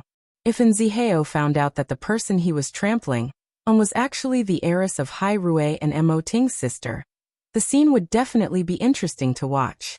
In reality, Tongning had no idea what Zihao was planning to do. But in just half a month, the production team of the Savage Wars announced that they were disbanding because the investment company behind them had been shut down for tax evasion. The people involved were all sent to jail. At this time, Tongning discovered something. It seemed Zihao had sold his villa and replaced it with his own sports car. Where did his money go? Ting, can you help me investigate why Zihao has been in such a tight financial situation recently? He used it to pay Darcy's legal fees, Mo Ting replied. He came looking for me a while ago. Just so he could overthrow Matt? I don't understand what he's thinking. If he can't protect the people he cares about, then he is just an empty shell with no value. The fact that Zihao is willing to spend so much money for Chen Xingyan is proof of his courage and responsibility as a man, Mo Ting said in seriousness as he removed his jacket. At least he's loyal. If Xingyan found out, how heartbroken would she be? Tongning couldn't help but sigh. Afterwards, she wrapped her arms around Mo Ting's neck and asked, "Since Xingyan's matter has come to an end, shouldn't we resolve Hua Wenfeng's matter? How much longer are we going to let this fake be happy for? Every time I think about how Auntie Bai has lived like this for 19 years, I can't help but feel sad." After you give birth, Mo Ting gently stroked Tongning's stomach. Mo Ting gently stroked Tongning's stomach as he closed his eyes and felt the subtle connection between them. "I don't want you to be in any danger." Tongning also lowered her head and looked at her stomach. Every time she thought about how their blood flowed through the baby's body, she couldn't help but feel a sense of wonder. "Ning, in 2 days I will be going on a business trip. Ask Auntie Bai to pack her things, and I'll take you with me." "Where are we going?" Tongning asked. "Hai Rui's newly built film studio," Mo Ting replied. "This is Hai Rui's tradition. If I don't show up, I'll be breaking the rules. It's not convenient for me to take care of the baby, and I'll be a burden to you. Auntie Bai is at home now, so you don't have to worry." Tongning thought about it for a while. Every time she thought about the journey, she was worried that she wouldn't be able to handle it. No matter how much she wanted to be with Mo Ting, she couldn't disregard the baby in her stomach. "It's just going to take a nap. You'll be home soon, right?" Mo Ting looked at Tongning and placed a kiss on her forehead. Aha! Even if it wasn't right, he was going to make it right. Chapter 666. The Set of Mega Beast. Deep in the forest. In order to quickly adapt to the cameras and meet Lin Sheng's standards, Chen Xingyan spent all her time from morning to night practicing her acting in a secluded place. Even though, in her heart, she believed that the most suitable role for her was still a stunt double. But in order to gain the ability to protect others, she found the motivation to face the cameras again. As a result, she was the first to arrive on set in the morning, and the last to go to bed at night. Needless to say, because she had some medical skills, Chen Xingyan quickly made a name for herself on set. Whether it was the director or the staff, if they had a sore back or leg, they would all look for her to massage. That night, Chen Xingyan sat on a chair while waiting for her scenes to start reading her script. As the forest was cold and the scenes were long, the crew did not return to the hotel. So as soon as Lin Sheng finished filming and saw Chen Xingyan curled up in her chair, he immediately grabbed a blanket from his assistant and placed it on her from behind. Chen Xingyan turned around to look at Lin Sheng and smiled. "Thank you, Xingge. You sure know how to play small tricks. Seeing that every time you fail, You have to do the director a favor. No wonder you can't hear the director scolding you on set. Lin Xing glanced at the clothes and blanket on the director's body. They obviously belong to Qin Xingyan. When it comes to acting, you are miles behind Tongning. But when it comes to taking care of people, you have even managed to tame a small stage reporter. Is this considered a skill? Qin Xingyan felt a little guilty. Shengge. Actually, you don't need to practice in front of the mirror every day. All you need to do is act like you are. Lin Sheng reached out his hand to stop Qin Xingyan from continuing. Before Qin Xingyan arrived for the audition, he had already looked through her information in detail. Of course, the reason why he chose her without hesitation was because for others, the role would require more practice, but for Qin Xingyan, it would save him a lot of effort. Thank you, Shengge. It's strange. You like to play small tricks and take advantage of opportunities. You should be the type of person I hate the most. Yet, I can't find it in me to hate you. Just like I said, this is also a skill. Good luck, Lin Sheng said as he patted Qin Xingyan on the shoulder and turned to leave. Qin Xingyan hugged the blanket as she jumped up from her chair in joy at Lin Sheng's confirmation. Hearing her cheers, the crew members looked at her with confusion. Among them was Zihao, who had been standing not too far away from her. However, in the end, Zihao did not approach her. He simply picked up the blanket and left. He had already seen the concern that Lin Sheng had for Qin Xingyan. However, he misunderstood that Qin Xingyan was happy because of Lin Sheng's concern. So, Zihao did not tell Qin Xingyan about his visit. Instead, he quietly arrived and quietly left. Qin Xingyan did not manage to see Zihao. But after staying up all night and returning to the hotel, she saw the fresh lychees in the room and knew that Zihao must have visited. Therefore, she called Zihao. Why are you pretending to be alive? Why didn't you tell me you were coming? I'm happy, Zihao replied indifferently as he lay on the bed. Why are you acting so weird so early in the morning? Go die. After speaking, Qin Xingyan hung up the phone angrily. Zihao shifted into a lying position. Even he didn't know why. He couldn't help but feel annoyed at Qin Xingyan. However, this might be better. 2 days later, in the afternoon, Tongning was keeping Mo Ting company at Hairue. Mo Ting's 5 p.m. flight was about to leave, and he would not be by her side that night. She couldn't remember the last time they had been apart. Ever since she got pregnant, apart from work, Mo Ting had spent all his time with her. He had practically no time for himself. Thinking of this, her heart ached a little. Under the sunlight, the man's face appeared handsome and gentle, especially his obsidian-like eyes, which constantly emitted a sharp glow, making him look particularly dazzling and charming. Not long after, Lu Che entered the office with some documents. Apart from documents for Mo Ting to sign, he also handed over an invitation. President, this is an invitation to the GXE International Screenwriter Competition. Song Xian won first prize. Although she has only just signed with Hairue, the organizers have already sent the invitation directly to the CEO's office. Mo Ting did not even lift his head as he gestured for Lu Che to hand the invitation to Fang Yu. Haven't you gotten used to this? I'm sorry, President. Don't forget my identity. Mo Ting was reminding Fang Yu that he was still Tongning's personal manager. Plus, he was well aware that there were still female celebrities that would find all sorts of excuses to leave a good impression in front of him. It seems Vice President Fang wants to avoid arousing suspicion, so he asked me to ask for your opinion. It seemed that the two men, in order to reassure their respective women, had handled their female relationships very well. Tongning couldn't help but smile. Since he doesn't want to go, throw it in the bin, Mo Ting said straightforwardly. As a member of the wife-doting brigade, Lu Che naturally didn't want to get involved in a situation like this.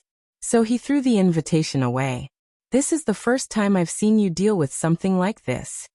In that case, do you trust me? This was also the first time Mo Ting had asked Tongning something like this. Tongning looked into Mo Ting's eyes. After being married for so long, Tongning had never been jealous of Mo Ting when it came to women.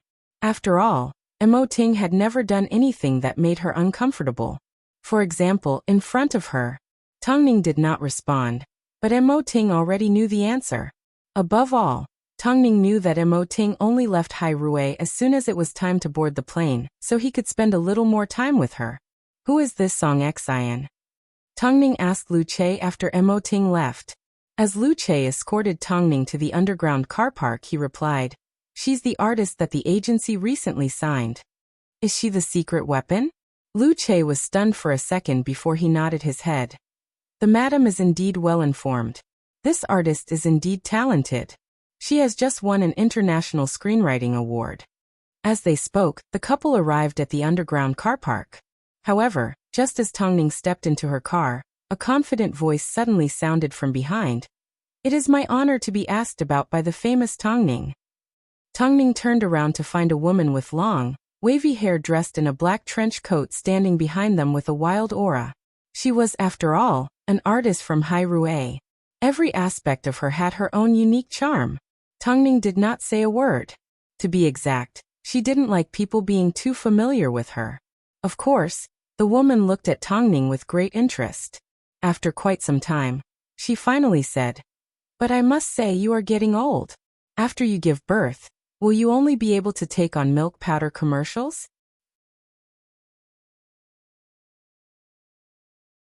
Chapter 667. Song Xian. I heard from a few people I know from the milk powder agency that they have listed you as their #1 candidate. You should feel lucky that you are about to receive a sky-high endorsement fee. Song Xian completely ignored Lu Che's warning as she rubbed her chin and continued, "As for acting, soon, you will only be able to play the role of a mother. What should I do? I can already imagine you teaching your children with your hair in a bun." I know, Tongning is famous for her good temper. Today, I told you the truth. I'm sure you won't do anything to me, right? Have we had a conflict in the past? Tongning didn't understand why Song Xian had suddenly provoked her. "No, we've never met before." Song Xian shrugged. "It's just that I'm used to being #1. So when I arrive at Hai Rui, I won't just be #2. Let me give you a heads up. Song Xian, our madam has already been in the industry for 10 years. You are still a newcomer. You've been in the industry for 10 years and you've only received 1 award. Song Xian let out a laugh as she waved her hand at the 2 women. "Hurry and go home. I don't want to see your 8-month pregnant belly. Although you are President Mo's lover, and it's normal for you to take the best, I will use my abilities to surpass you." Lu Che looked at Tongning anxiously, afraid that she would be angry. But Tongning's calm expression told Lu Che that even if she was angry, it wouldn't be written on her face. "Remember what you said today." "I will remember it clearly." Tongning took a good look at Song Xian and scanned her from head to toe. Song Xian's appearance wasn't bad, but in the entertainment industry, it wasn't decided by who had the aura. In reality, Song Xian's heart was beating like a drum. Although her words were righteous, she was, after all, in front of the calm Tongning. Tongning had fought all over the world. She wasn't someone that could be intimidated by a few words. Afterwards, Tongning boarded her car, and Lu Che got into the driver's seat. The 2 women left through the underground parking lot, leaving Song Xian to light a cigarette. What an interesting woman. Too bad. She's about to give birth. "Madam, don't pay attention to Song Xian. She is indeed talented, but she is too arrogant. The future belongs to the young." "She's right. I'm not young anymore," Tongning said with a sigh. "But you're only 27. 27 years old." She was no longer at the age where she could take risks and play around. Especially after marrying Mo Ting and having a child, the entertainment industry and fighting had unknowingly become a weapon in her hands to protect the people around her. She no longer enjoyed the glory and luxury. Is there really a milk powder commercial for me? Actually, Tongning was a little offended by Song Xian's words. Getting old. This was an illness that was buried deep within a woman's heart. No matter how well they hid it, it still hurt when poked. After all, time could not be reversed. "No," Lu Che replied decisively. Tongning let out a gentle laugh. Lu Che was never good at lying. Soon, the couple arrived at Hyatt Regency. As it was already late, Auntie Bai had prepared a hot and nutritious meal for Tongning to return home. Xiao Ning, you didn't bring your phone with you. There were several missed calls in the afternoon. Aunt Bai pointed to the bedroom upstairs and said. Tongning grabbed her phone and sat down at the dining table. As soon as she saw Hu Jingjing had called her a few times, she immediately called her back. It had been a long time since the two had spoken. Ning.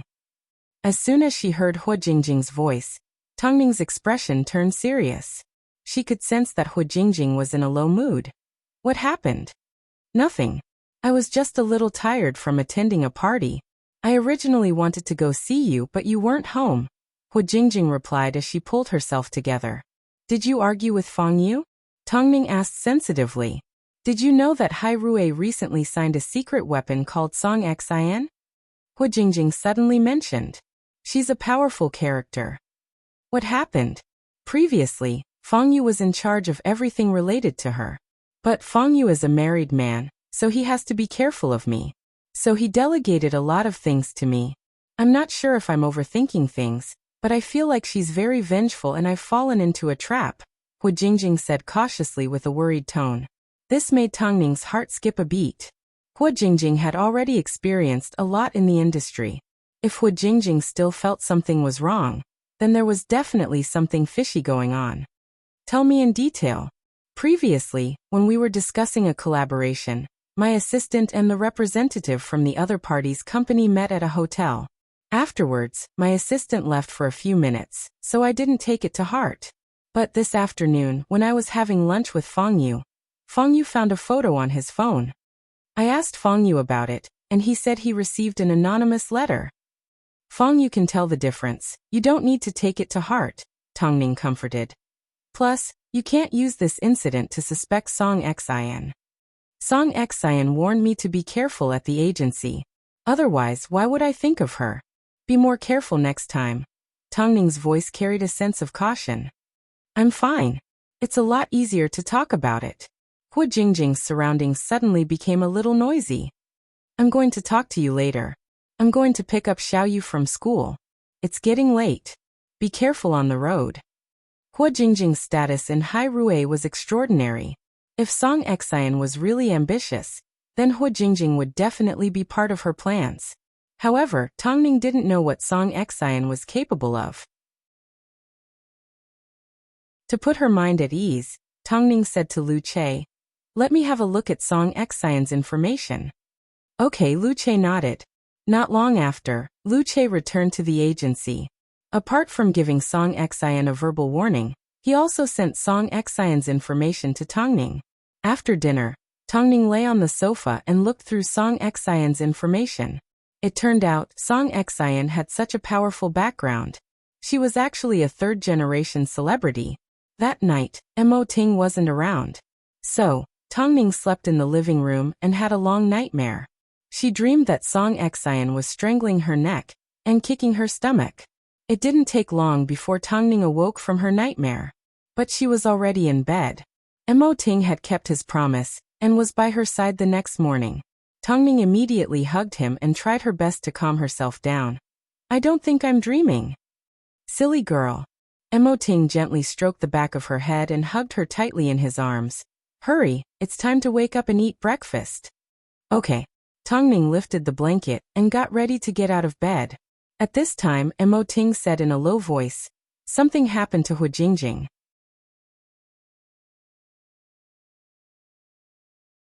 Chapter 668. What happened? Tongning asked suspiciously. We just spoke on the phone last night. Don't get too excited. Mo Ting held on to Tongning as he handed her his phone. The news had already been released. Supermodel Hu Jingjing had been bitten by a vicious dog while trying to protect her daughter. As a result, both her legs were in danger of being amputated. The incident happened so suddenly that Tongning found it hard to accept. Could it be someone with the same name? Hu Jingjing is currently at the hospital. I'll take you there in a moment. Mo Ting knew she wanted to personally confirm Hu Jingjing's condition, so he took the initiative to suggest. Wait, Ting. I haven't recovered yet. Tongning sat down on the edge of the bed, and once again picked up her phone to look at the entertainment news. It was an accident. The victim has already been found. She raised a vicious dog and didn't wear a leash, so Tongning digested the information for a moment. She didn't feel good because of the incident that Hu Jingjing mentioned to her yesterday. But the news had already explained the entire incident and confirmed that it was indeed an accident. The victim had already prepared compensation. Compensation? A model's career had been destroyed just like that. How was she going to compensate? What if Hu Jingjing could never walk again? Seeing Mo Ting's serious expression, Mo Ting knelt down and held Tongning's face in his hands as he comforted. Fang Yu will arrange her work properly and try his best to minimize the impact on her. Okay, Tongning nodded. Tongning nodded her head. After breakfast, she and Mo Ting headed to the hospital Hu Jingjing was at. As the incident had happened last night, the surgery had already been completed. So, Hu Jingjing was still unconscious and had yet to wake up. Fang Yu hugged Fang Yu to sleep on the sofa. The father and son were definitely exhausted. Daddy, we have a guest. Fang Yu woke up in shock as she grabbed onto Fang Yu's sleeve. Seeing Tongning, Fang Yu immediately sat up from the sofa. I barely managed to save her legs, but there will be scars on her legs.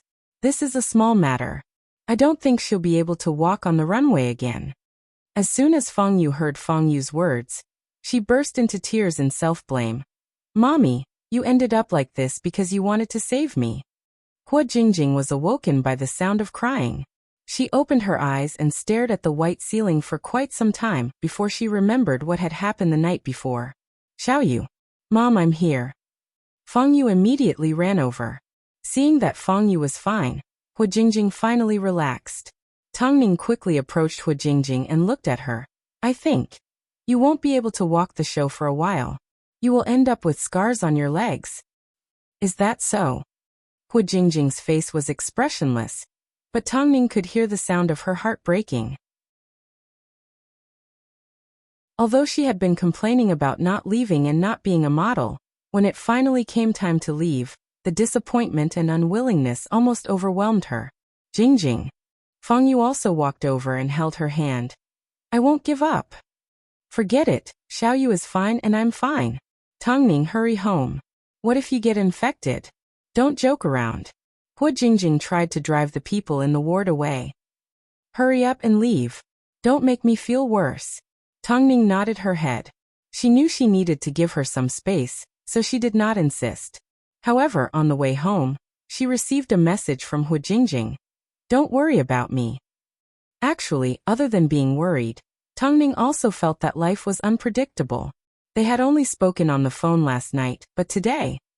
Above all, no matter how much Fang Yu and Hai Rui helped Hu Jingjing, being injured meant she had lost all opportunities to advance. The industry was filled with people coming and going every day. By the time Hu Jingjing recovered, who would remember her? Jingjing is such a proud person. You need to leave a path of retreat for her. Mo Ting was speechless. He simply wrapped his arm around Tongning's shoulder and let her lean on his shoulder. A sunny afternoon at the Song family residence. Song Xian had just woken up to find her manager waiting for her in the living room. Everything has been done. It was a spectacular show. This manager wasn't someone from Hai Rui. She had been brought along by Song Xian. The two had been extremely close since they were students. So after Song Xian debuted, she also followed her into the entertainment industry. I've overestimated Tongning and her gang. Song Xian sat down on the sofa with her messy hair. Strangling them to death isn't as difficult as you think. Hu Jingjing is easy to deal with. No one knew the reason the dog pounced on her daughter was because she had a small bone hidden on her body. But what about Tongning? Song Xian rested her chin on her hand as she turned her back to the sun. Let me think about it. Tongning isn't someone that a dog can deal with. The child. Song Xian suddenly remembered. Seeing how much Tongning cares about this child, if she suddenly loses it, what do you think she'll do? But the child is almost 8 months old. When my mother took my father's mistress to get an abortion, nothing happened to her. It was just a mental blow, Song Xian replied. In her heart, as long as the child wasn't born yet, it wasn't considered a life. But we have no chance to make a move, her assistant said awkwardly. How could we not? Tongning and her mother-in-law are like fire and water. Isn't this the perfect time to get rid of her with a borrowed knife? Song Xian hinted at Hua Wenfeng. But hasn't Hua Wenfeng been tortured badly enough by Tang Ning? It's because she was tortured badly that her mother-in-law has a lot of hatred. We can make use of it, Song Xian said lazily. Song Xian said lazily. Actually, this matter is very simple. All you need to do is to take action. What do you mean? Her assistant was a little confused. You are now a part of Hai Rui, so you naturally know what's going on. All you need to do is make something up, and let Hua Wenfeng hear about it. But what can I make up?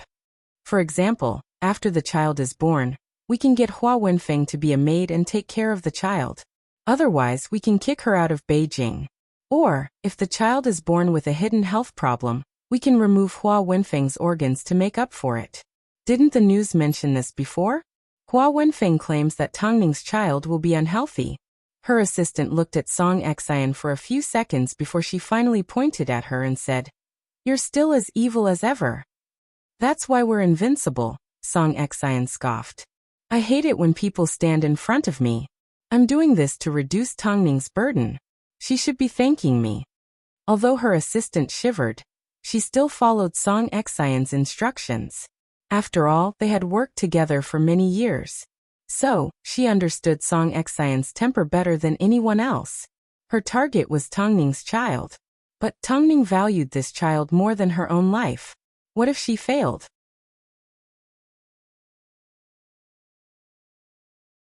Chapter 669. Although Hu Jingjing's bite had already been confirmed to be an accident, Tang Ning still had a lot of questions in her mind. For example, Song Xian, who had suddenly appeared, and for example, this sudden incident. Tang Ning had looked through Song Xian's information. Actually, to say that she suddenly appeared out of nowhere was an unfair accusation. Because Tang Ning didn't know about it, she rarely paid attention to it. Most of the popular songs that topped the Japanese and Korean charts were written by Song Xian. She was extremely good at writing songs. As for her editor, she was even better. After all, she was a famous author and was later invited to work on TV dramas and film adaptations. Now, she was publicly acknowledged as a talented woman in the scriptwriting industry. Apparently, her voice wasn't bad either. A talented woman like this was naturally Hai Rui's target. But, although Song Xian was talented, she was also very arrogant. Half of this was because of her family background, and the other half was because of her talent. After looking through Song Xian's work, Tang Ning did not say a word for quite some time. She then contacted Feng Yu in secret. "Have you checked the surveillance footage of the apartment?" "Yes," Feng Yu replied in a low voice because Hu Jingjing had just fallen asleep. "Can you let me have a look?" Tang Ning suggested. "Do you think there's something fishy going on?" Feng Yu suddenly understood what Tang Ning was trying to say. "No, I've already looked through the footage multiple times. This incident was indeed an accident." "Just let me have a look," Tang Ning insisted. It wasn't that she doubted Feng Yu's abilities or his concern for Hu Jingjing. It was because they were husband and wife that Tang Ning was worried that Feng Yu would be overly concerned. Feng Yu couldn't argue with Tang Ning, so he sent the surveillance footage to Tang Ning. "If you discover anything new, let me know as soon as possible. Even though, I feel like you're overthinking things." Whether she was overthinking things or not, she would have to watch it first. After receiving the footage, Tang Ning did not play it on her computer. Instead, she watched it carefully on the projector in the study room. In the footage, Hu Jingjing did not drive her car directly into the underground parking lot. Instead, she handed it over to the security. The real reason was because Xiaoyu did not like the smell of the underground parking lot and was afraid of the darkness. Hu Jingjing held on to Xiaoyu's hand as they entered the apartment. But just as she turned around and entered the password to enter the living room, an adult bull terrier suddenly pounced over and bit Xiaoyu's jacket. Hu Jingjing reacted quickly as she removed Xiaoyu's jacket and threw it at the bulldog. However, the bulldog loosened its grip on the jacket and pounced on her again. Hu Jingjing had no choice but to carry Xiaoyu in her arms as the bulldog angrily bit her left leg. Dog owners should all know that bull terriers were actually a very ferocious breed. Moreover, once they bit down on something, they would not let go. They were very vicious. Tongning watched the video again and again. This was indeed an accident, because the dog's owner had appeared so quickly. He was so shocked that he immediately called the ambulance and sent Hu Jingjing to the hospital. It wasn't foreseen. But the thing that confused Tongning the most was why the dog suddenly pounced on Xiaoyu. Domestic dogs were not as unstable as wild or stray dogs. Even if they were fierce, they would not suddenly go crazy. So why did it keep chasing after Xiaoyu? Afterwards, Tongning gave Fangyu a phone call. Do you still have the clothes that Xiaoyu was wearing when she got into the accident? I've already thrown it away, Fangyu replied. There were so many bloodstains and Xiaoyu is only 3 years old. I'm afraid it will traumatize her. After hearing this, Tongning let out a sigh of relief. In that case, forget it. What did you find out? I don't understand why the dog pounced on Xiaoyu as soon as it appeared and refused to let go. Right now, I can only think of 2 possibilities. First, Xiaoyu, must have provoked this dog. However, she just returned home, and it was Jingjing who took care of her the entire time. So this hypothesis is not valid. So the second possibility is that Xiaoyu has something that this dog wants. Think back carefully and see if you can think of anything. Fangyu couldn't think of anything, because by the time he was notified, Xiaoyu had already been treated with the help of the doctors. He directly threw Xiaoyu's dirty clothes into the bin outside the operating theater. But in order to verify his theory, Fangyu left the hospital room and went to the bin outside the operating theater to look for Xiaoyu's clothes. Luckily, they had not been cleaned. Looking at Hu Jingjing's bloodstains, Fangyu's eyes turned red. But he held back his emotions as he rummaged through the clothes. Finally, he found a piece of bone in Xiaoyu's pocket. A bone. Why would Xiaoyu's clothes have something like this?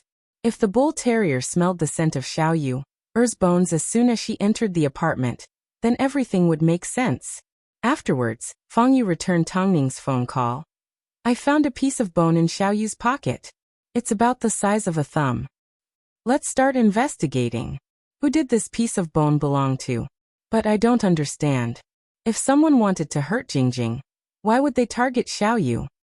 What's so hard to understand? Directly targeting Hu Jingjing would be too obvious. But if Hu Jingjing was hurt because of Xiaoyu, then everything makes sense, Tongning explained. A lot of children's actions can't be understood by adults.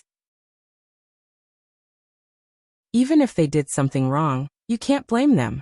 It's obvious how evil the culprit's intentions are. As Tongning said these words, she already had a target in mind. But she needed to verify it. At this time, Tongning had no idea that the culprit had also placed its target on her. It was simply a competition to see who was faster and smarter. After Tongning finished watching the video, she looked down at Mo Ting, who had fallen asleep with his arms wrapped around her. He leaned against the sofa protectively, protecting her with a tired expression on his face.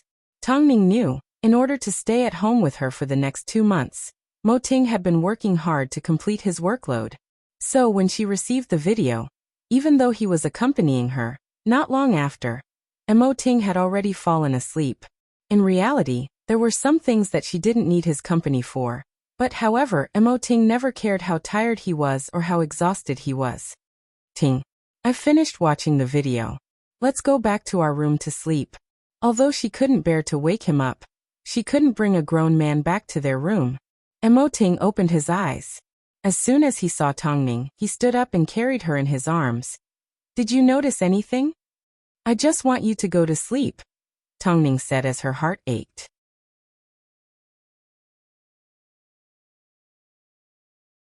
Chapter 670. With this clue, Fangyu went to look for the owner of the bull terrier to find out more about it. As the chain had broken off, they didn't know what had happened. Plus, this bull terrier had a record of biting people in the past. However, it was still small at the time, so it was only a light bite. As for why Xiaoyu had bones in her body, Fangyu had asked her. But Xiaoyu was still young, so she definitely wouldn't be able to answer him. Afterwards, Fangyu went to look for the kindergarten teacher. According to the teacher's recollection, the teacher's menu that afternoon indeed included pork ribs. As for why the ribs ended up in Xiaoyu's pocket, it was because children sometimes played with them. So anything was possible. After hearing his teacher's explanation, Fang Yu's desire to find out the truth was instantly extinguished. Perhaps Tongning was just being paranoid.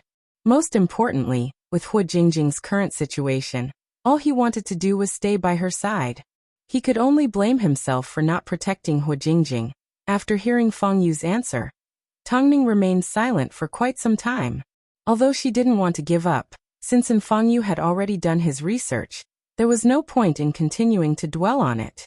However, in her subconscious, she always felt that this matter had something to do with that person. It had already been a few days since Hu Jingjing's incident. During these few days, the media had been updating their reports every day, draining away the last bit of Hu Jingjing's popularity. Afterwards, they were attracted by new news, and from then on, there was no more news about Hu Jingjing. It was difficult to rise up in the entertainment industry, but it was extremely easy to drown someone. Seeing the runway show that belonged to Hu Jingjing and Hu Jingjing's endorsement now belonged to someone else, Tongning's heart felt like it was being roasted by a furnace as it heated up bit by bit. But there was nothing she could do. In order to leave Hu Jingjing with a path of retreat, over the past few days, Tongning had made a lot of phone calls on behalf of Hu Jingjing. She had called TQ's Lin Weissen, the famous French designer Fools, and many other business partners. However, even though the woman agreed to help, Fools told her, "Ning, no one can be anyone else's savior. No matter how much your heart aches for her, she still needs to stand up on her own. There's nothing anyone can do." Tongning had always known this principle. In the end, she could only smile bitterly. I was too stubborn. Perhaps, because of the pressure Song Xian gave her, she couldn't help but worry about Hu Jingjing and herself. As for Song Xian, after winning the screenwriting award, she also won the new music award. Her popularity skyrocketed. Hence, she tightened her grip on the script. When a woman reached this age, would the sense of security in her heart really disappear step by step? It had already been a few days since Song Xian came up with her plan, but her assistant had not put it aside. Instead, she spent a lot of time trying to understand Hua Wenfeng's schedule. She understood that in order to succeed, she needed the right timing. Because she understood the importance of timing, Song Xian's assistant had been hiding around Hua Wenfeng, waiting for the right opportunity.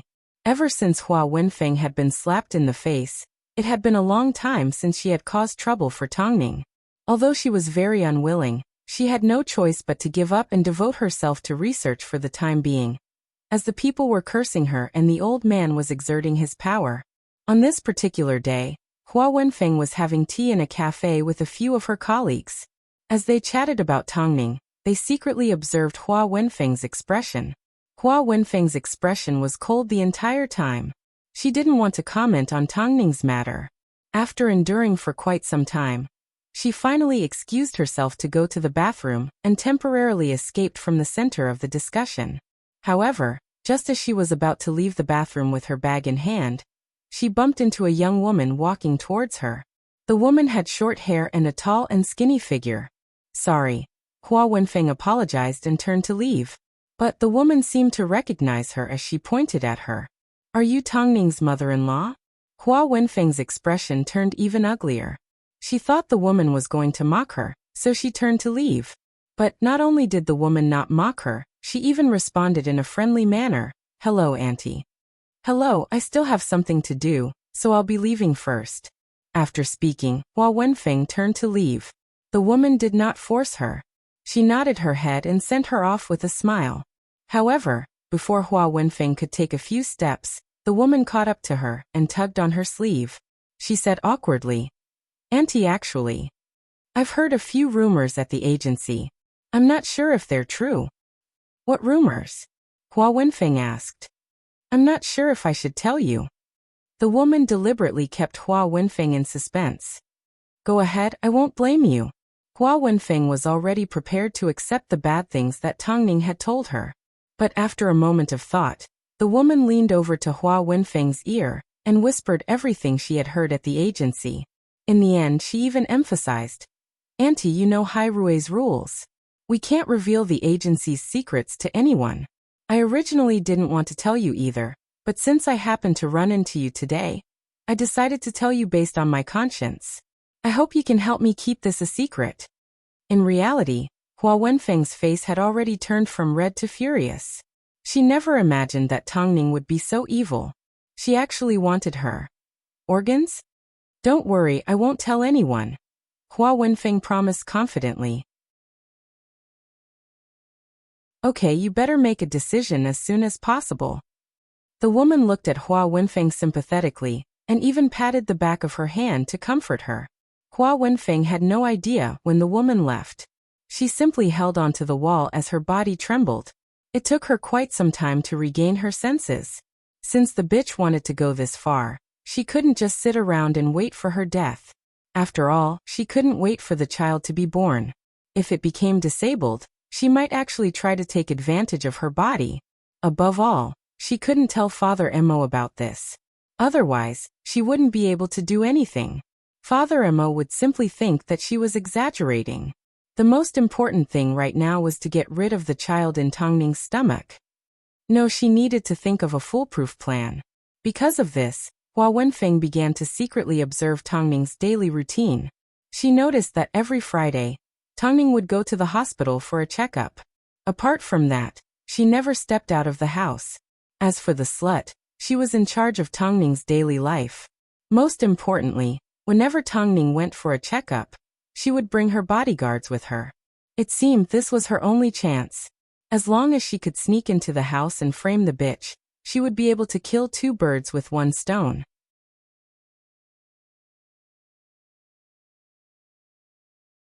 Chapter 671. Apart from this, she also carefully studied the surveillance cameras around her. She knew which surveillance cameras were located in which areas and which corners she could avoid. Apart from this, she also hid in the laboratory and studied the ingredients of the medicine to make sure nothing went wrong. Over the past few days, Tongning had been feeling uneasy. She kept feeling like someone was spying on her life and monitoring her every move. Auntie Bai said that because she was getting closer to giving birth, she became more sensitive to her surroundings.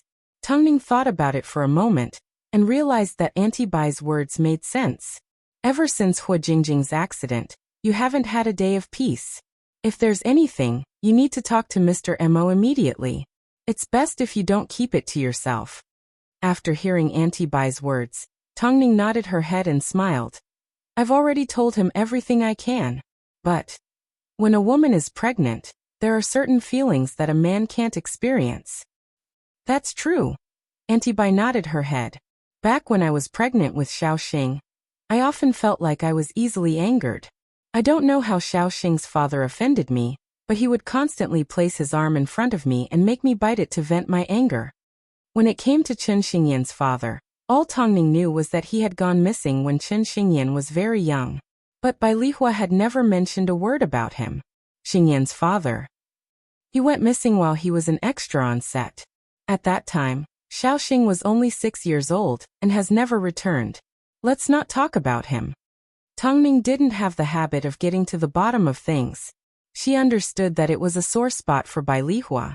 So the topic of Chen Xingyan's father came to an end. Are you going for a prenatal checkup tomorrow? What do you want to eat? I'll make it for you. Anything you make is delicious, Tongning comforted. Tongning had no idea that this prenatal checkup would become a disaster for her. After all, the person that was spying on her had already made preparations.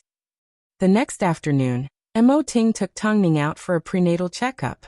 As usual, he brought bodyguards with him. At this time, Bai Lihua walked the couple to the front door and returned home. It didn't take long before a thick smell of smoke drifted through the garden, triggering the villa's alarm system. The villa's security guards immediately searched for the source of the fire and knocked on the door of their home. After a long time, Aunt Bai finally opened the door. Seeing that it was a security guard, she asked in confusion, "What happened?" "Madam, the garden is on fire, and the fire is quite big. For your safety, please leave the villa immediately." Bai Lihua froze for a moment. She had an extreme fear of fire. Then wait for me to lock the door. "Madam, you can leave first. We need to check the villa for any hidden dangers," the security guard said as he pushed Bai Lihua to his colleague. Bai Lihua was completely dumbfounded.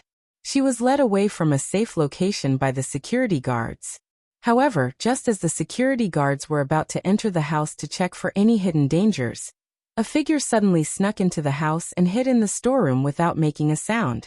About half an hour later, the people in the storeroom heard the conversation between the security guard and Bai Lihua. "Madam, I'm so sorry. The fire has already been contained. Luckily, it hasn't spread. You can go home in peace." "Have you found the cause of the fire?" Bai Lihua asked. "Why did the back of my house catch on fire?" "Don't worry, we will investigate the cause in detail. As soon as we have a result, we will let you know." Bai Lihua nodded her head and did not pursue the matter any further. After entering the house, she calmed down a little and prepared a nutritious meal for Tongning as usual. 4 p.m. Emoting drove Tongning home before returning to Hairue. However, as soon as Tongning entered the house, she was immediately assaulted by an unpleasant smell. "Auntie Bai, did something burn in the house?" "No, there was a fire outside this afternoon." Auntie Bai walked out of the kitchen and explained as she wiped her hands. "Are you hungry? Sit down, the food will be ready soon." "Take your time. I can still handle it." Tongning leaned against the sofa. Tongning leaned back on the sofa. The child in her stomach was now close to 8 months old. Daily activities were starting to take a toll on her. Bai Lihua could tell that she was tired, so she smiled. "Yes, it's normal for a first pregnancy. Just wait for the second one." "I haven't thought that far ahead." Tongning held the back of her head with one hand and rubbed her stomach with the other. As for the unhealthiness and abnormalities that Hua Wenfeng mentioned, they did not exist in the prenatal tests. Also, Emoting liked daughters, while she wanted a son. "Let's plan for the future." Bai Lihua placed a bowl of delicious chicken soup in front of Tongning. "I've already cleaned up the oil. It won't make you gain any weight." Tongning looked at Bai Lihua and felt a little touched. After all, Bai Lihua was Emoting's mother. Just based on this point alone, Hua Wenfeng couldn't compare. At least, Bai Lihua had always done her best for her. Tongning enjoyed the love as she received the bowl of chicken soup from Bai Lihua. But as soon as she took a sip, she realized the taste of the soup was a little different than usual. "What's wrong?" Bai Lihua asked as soon as Tongning stopped. "Mom, it tastes weird." Bai Lihua took the bowl from Tongning's hands and had a taste. Her expression immediately changed. "Not good, there's a chemical smell. Do you feel uncomfortable anywhere?" Tongning nodded her head. "No. I'm worried. Let's go to the hospital for a checkup." Bai Lihua studied biology, so she was naturally sensitive to drugs. So she immediately helped Tongning up and instructed the bodyguards to take a sample of the chicken soup to the hospital for testing. At that moment, Tongning was not as anxious as Bai Lihua. So, after a checkup at the hospital, she did not notice any symptoms until the results of the chicken soup were released. "Why is there so much quinidine in this soup?" As soon as she heard the name quinidine, Bai Lihua's face turned pale. Others might not know, but she was well aware that something like quinidine didn't normally appear in people's lives. It was a medicine used to treat the heart. But if a pregnant woman took it, it would either cause her to have a miscarriage or affect the heart of the fetus. What was even more unbelievable was, how did something like this end up in her chicken soup? In fact, Tongning had even taken 2 sips. Thinking of this, Bai Lihua trembled in fear. What should she do? What should Tongning do? What about her grandson? After receiving the results of the test, Bai Lihua's legs turned to jelly. All she could do was pull out her phone and give Emoting a phone call. "Mr. Emo, I'm sorry. Please come to the hospital immediately." As soon as he heard the word hospital, Emoting's first reaction was to think of Tongning. So he immediately put down the work at hand and rushed over to the hospital. At this moment, Tongning was still being examined in the hospital room. As soon as Bai Lihua saw Emoting, she immediately pounced over and sobbed. Tongning accidentally took a forbidden drug. "I'm afraid something will happen to her." Just as Emoting was about to question her, the doctor stepped out and said, "It's not as serious as you think."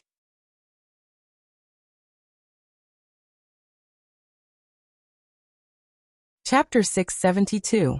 Family members don't need to worry. She only ingested a small amount of quinidine. It won't have too much of an effect on the pregnant woman and her child.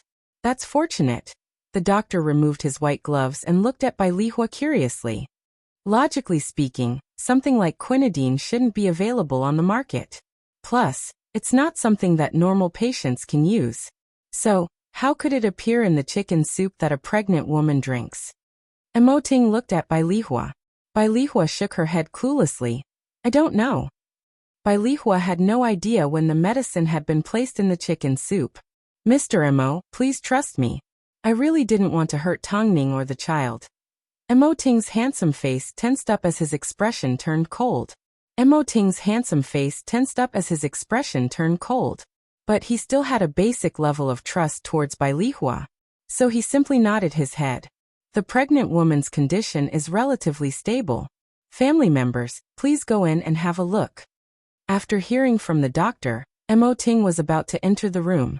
But just as he took a step forward, the nurse anxiously rushed out and held on to the doctor. Doctor, something's not right with the patient.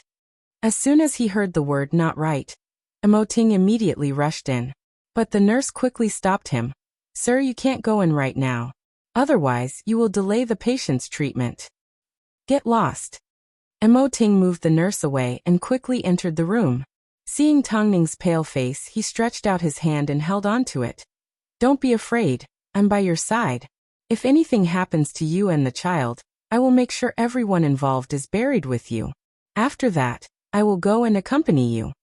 Even though they weren't on set and words like these were only suitable to be heard in books or ancient times, the medical staff did not dare to think that Emoting was lying. I'll be fine, Tongning said as she held onto Emoting's hand tightly. Perhaps due to the pain, Tongning's palms were covered in cold sweat. Nothing will happen to me, Ting, don't worry. Doctor, the pregnant woman is having contractions. We need to prepare for surgery immediately.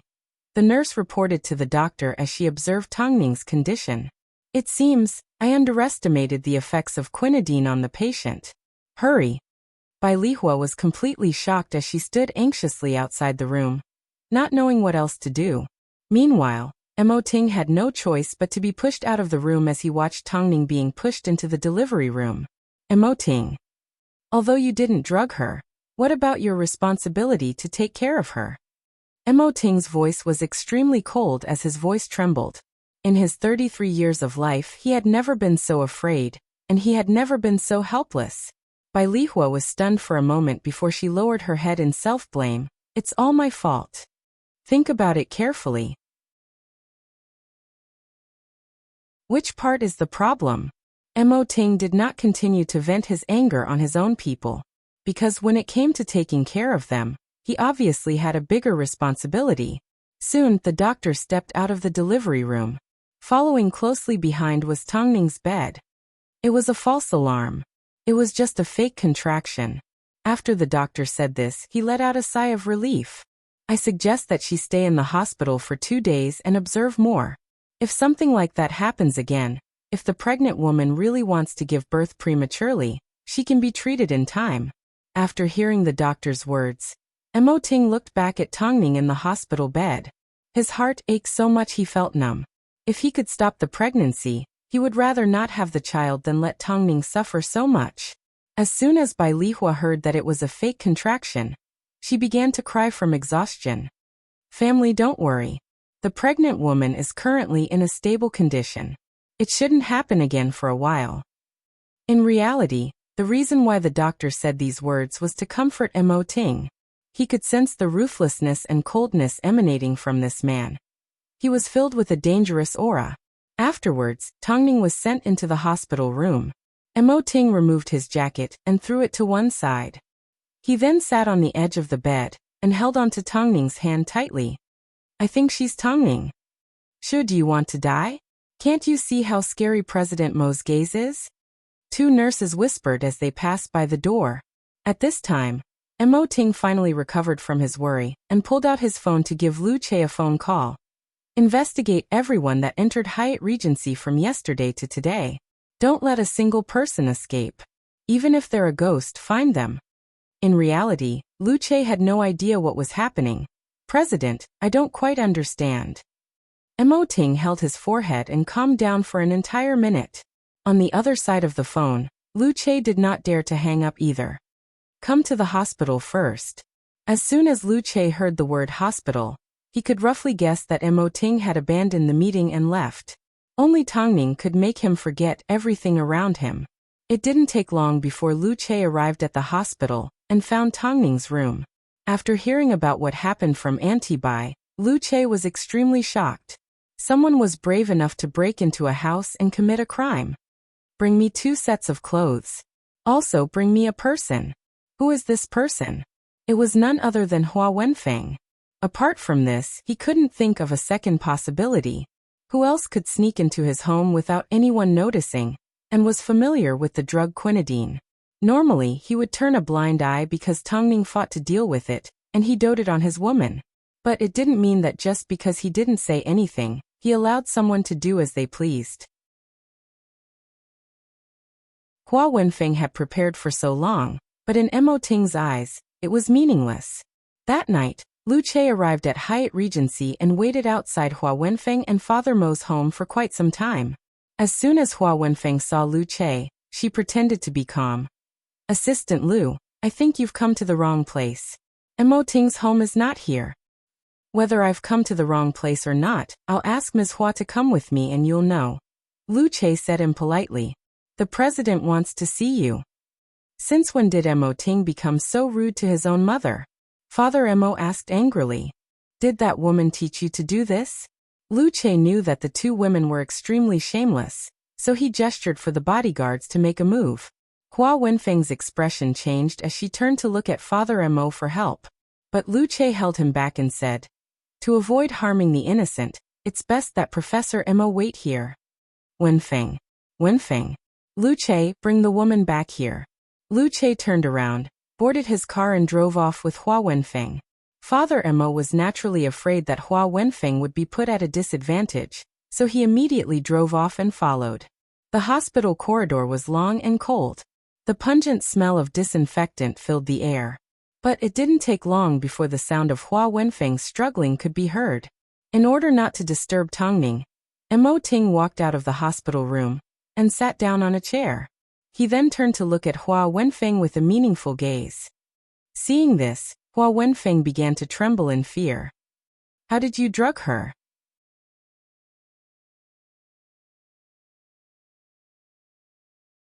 Chapter 673.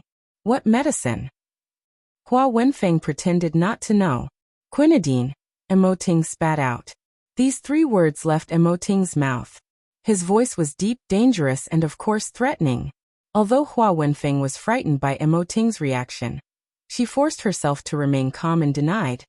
I have no idea what you are talking about. Mo Ting, is this how you treat your mother? Let's put my mother aside for now.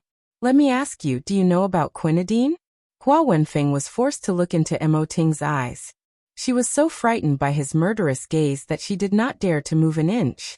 In reality, there was already a voice in her heart telling her that if she continued to hold on, she would be chopped into pieces. But there was no way she was going to admit it. I study biology, of course I know about quinidine. Mo Ting, what do you mean by asking this? Were you the one who started the fire this afternoon? What fire? What are you talking about? Mo Ting, you must at least tell me why you are treating me this way. Hua Wenfeng guessed, but Mo Ting did not have any evidence. So she calmed down and her tone became more confident. Why are you wearing flat shoes? Mo Ting looked down at Hua Wenfeng's feet with a mocking gaze as he changed the topic. Because it's comfortable, Hua Wenfeng replied straightforwardly. You're covered in mud because you've been in the garden. In that case, all I need to do is look for muddy spots in the house and I'll be able to find footprints, Mo Ting deduced. I'm guessing, even until the day you die, you won't admit to it. I've never been to the garden. Did I say it was the back garden? Mo Ting immediately grasped the main point in Hua Wenfeng's words. I can't explain it to you. I'm currently in your hands, so you can do whatever you want. Hua Wenfeng knew that the more she said, the more mistakes she would make. She also understood that Mo Ting was a very cautious person, so she purposely kept her mouth shut. She refused to believe that Mo Ting could actually find her footprints in the house. It didn't take long before Father Mo arrived at the hospital. Seeing Hua Wenfeng in front of Mo Ting, he immediately ran over and gestured for the bodyguards to let go. Mo Ting, are you crazy? Mo Ting couldn't be bothered talking to Father Mo, so he simply raised his chin at Lu Che. Lu Che then walked over and pulled Father Mo away. Mo Ting, are you a beast? What are you going to do to your parents? What are you going to do to me? Mo Ting asked. You can leave, but this woman, I will make her pay tenfold for what she has suffered. Are you crazy? What does that slut's suffering have to do with your mother? Just because he heard the word bitch, Mo Ting's voice turned even colder, 20 times. What kind of medicine did that bitch give you? 30 times. Is that bitch? 40 times. Father Mo finally realized he couldn't scold Tongning. So he immediately changed from the slut to the woman. I can tell you have been charmed by that woman. Let go of your mother. Lu Che. This time, Mo Ting did not even want to say another word as he instructed Lu Che to send the man away. Seeing this, Hua Wenfeng finally began to panic as her hands began to tremble. What are you going to do to your mother because of that woman? You bastard. I'm going to call the police. After speaking, Father Mo pulled out his phone. At this time, Mo Ting made the call before him. Bureau Chief Ren? I am Mo Ting. My wife was poisoned and almost lost her life. Please organize an investigation. After hanging up the phone, Mo Ting lifted his head and looked at Hua Wenfeng. He simply asked, how long do you think the police will take to solve this case? Hua Wenfeng froze in shock, unable to move. At this time, Mo Ting gestured for the bodyguards to let go of Hua Wenfeng. But, as soon as Hua Wenfeng regained her freedom, she could not move. She never expected Mo Ting to call the police. She thought that Mo Ting wouldn't do anything out of consideration for his mother-son relationship. But she never expected him to be so heartless. Wenfeng, let's go. Why aren't you leaving? Father Mo anxiously ran over to hold on to Hua Wenfeng's hand. But Hua Wenfeng pushed his hand away and threw herself in front of Mo Ting. Mo Ting, son, I didn't do it on purpose. Please let me go this time. I really didn't do it on purpose. I was simply blinded by greed. Mo Ting did not move. He simply tilted his head slightly. I gave you a chance. How can you call that a chance? You were the one who didn't want it. Hua Wenfeng was so anxious that she completely disregarded her identity as she knelt in front of Mo Ting. Mom, please don't call the police. I don't want to go to jail. Wenfeng? Seeing this, Father Mo was surprised. Are you saying that you were the one that poisoned that woman? I was just being silly. Hubby, I really didn't do it on purpose. Old Mo, you need to save me.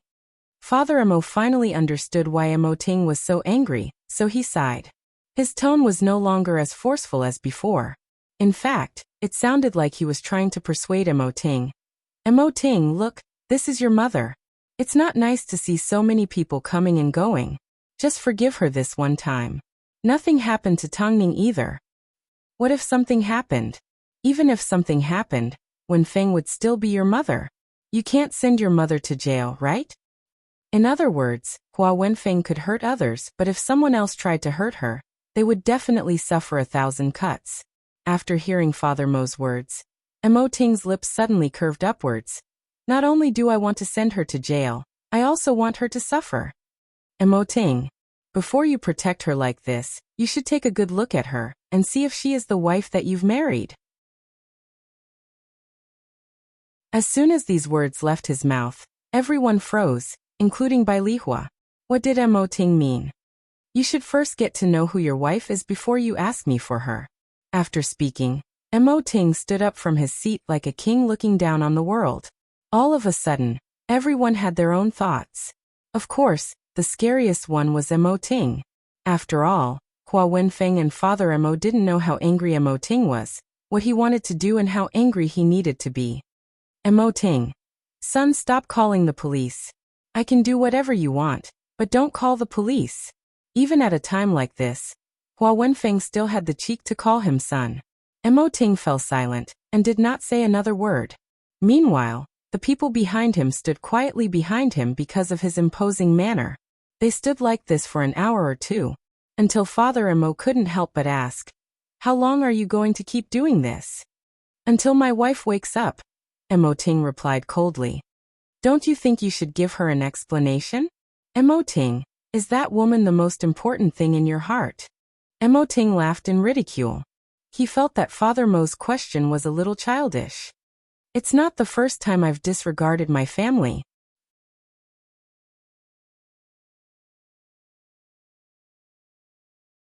Chapter 674. While Mo Ting and Father Mo were arguing, Hua Wenfeng took the opportunity to slowly retreat. While no one was paying attention, she took off her shoes and secretly threw them into the bin. But Mo Ting did not give her the chance. "What are you trying to do?" The bodyguard grabbed onto Hua Wenfeng and snatched the shoes out of her hands. "Slander. This is all slander, Mo Ting. This was obviously done by your bodyguard. How dare you try to slander me?" "I didn't do anything. I am innocent."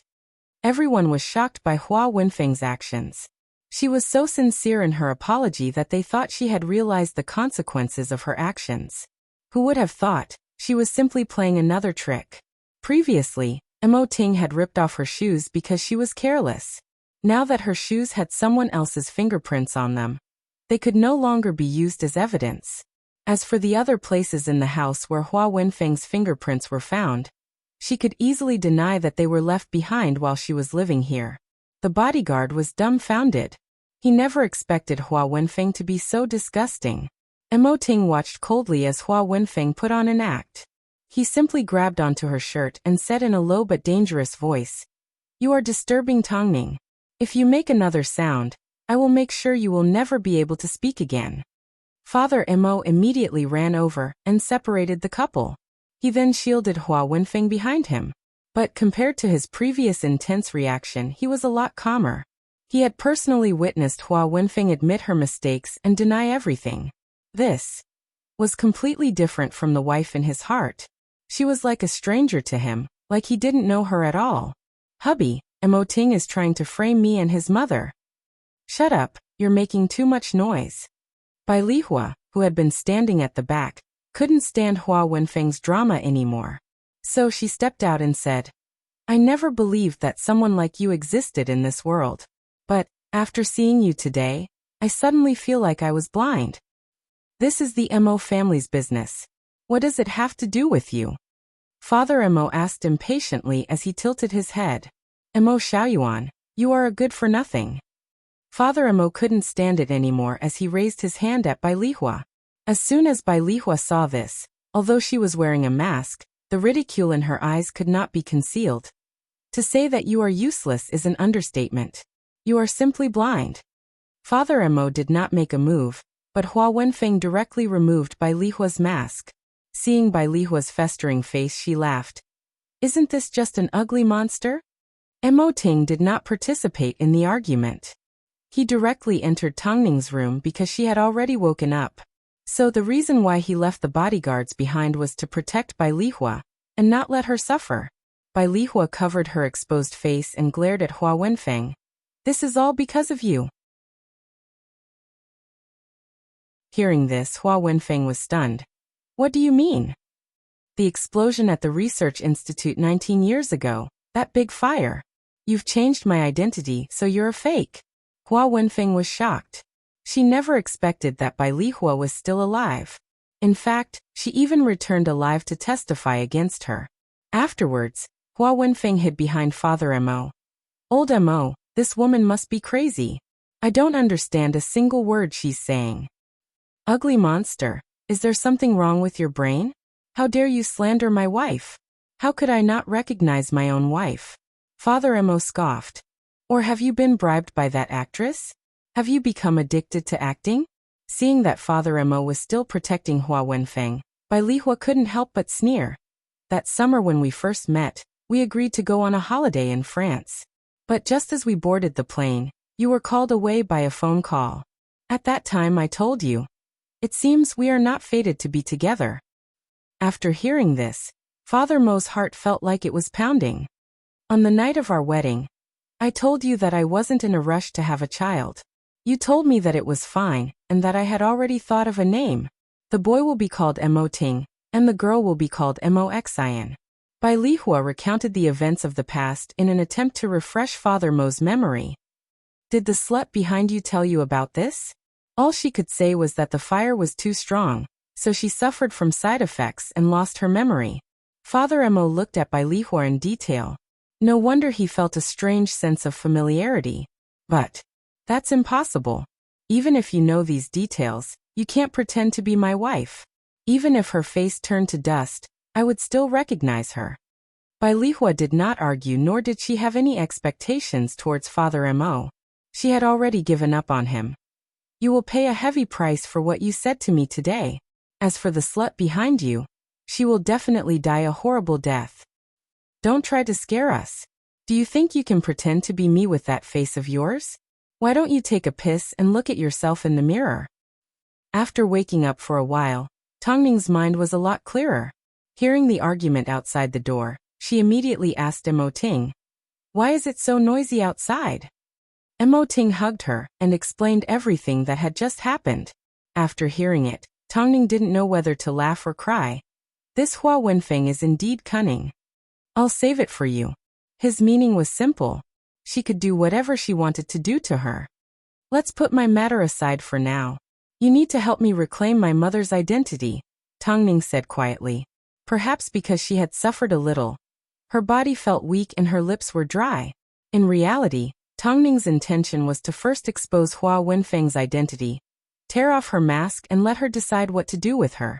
Putting her matter aside for now was simply changing the order. This time, Tongning had almost suffered a miscarriage and hurt her child. Compared to the incident with Tang Xian, it was even more unforgivable. Since Tongning had crossed her bottom line, she was going to pay the price. She was going to take everything that belonged to Hua Wenfeng. Are you feeling better? Seeing that Tongning was still listless, Mo Ting felt extremely guilty. If something really happened to you and the child, I wouldn't know what I could have done.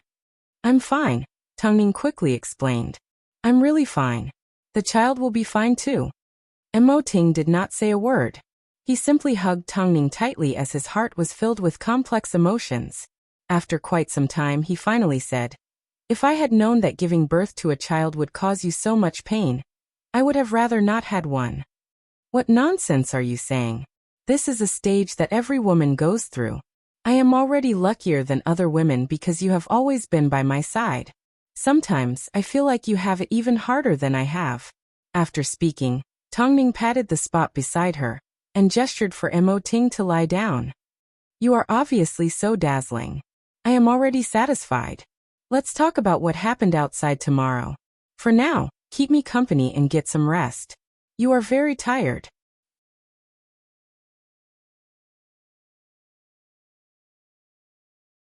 Chapter 675. However, before Bai Lihua could make a move, Hua Wenfeng had already revealed the truth. She called it the biggest joke in the world. It was already the 21st century. Yet there were still people that dared to claim to be Tongning's mother. Hua Wenfeng called the reporters to make a scene. First, she admitted that she was wrong in the past, and that she shouldn't have targeted Tongning. Afterwards, she revealed the real message that she wanted to convey to the reporters. Someone actually dared to say that she was a fake, and that she wasn't Mo Ting's mother. Instead, Mo Ting's mother was someone else. I can't believe someone dared to say something that can be proven with just a DNA test. I'm so shocked. I have no choice. I have to expose people like this. So, Hua Wenfeng posted photos of Bai Lihua all over the internet. The public originally thought that the Mo family wouldn't have any more news to dig out. After all, they had Tongning, who was a master at handling matters. But now that a fake and real mother had appeared, the netizens were in for a good show. So they waited patiently for the suspenseful fight to unfold. In the current society, it was practically impossible to impersonate someone. Nowadays, medical science was very advanced. A lot of things could be quickly revealed after a DNA test. So why did Bai Lihua say something like this? The incident had gotten out of hand. It seemed, Hua Wenfeng was relying on her unblemished face, and the fact that her DNA couldn't be found. She wanted to take over Bai Lihua's husband, and enjoy everything that should have belonged to Bai Lihua. In order to prove her innocence, Hua Wenfeng even decided to hold a press conference to clarify all the facts for the public to listen to. Father Emma was once again fooled by her high-sounding words. If she hadn't been wrongly accused, how could Hua Wenfeng have the courage to clarify the truth in front of so many people?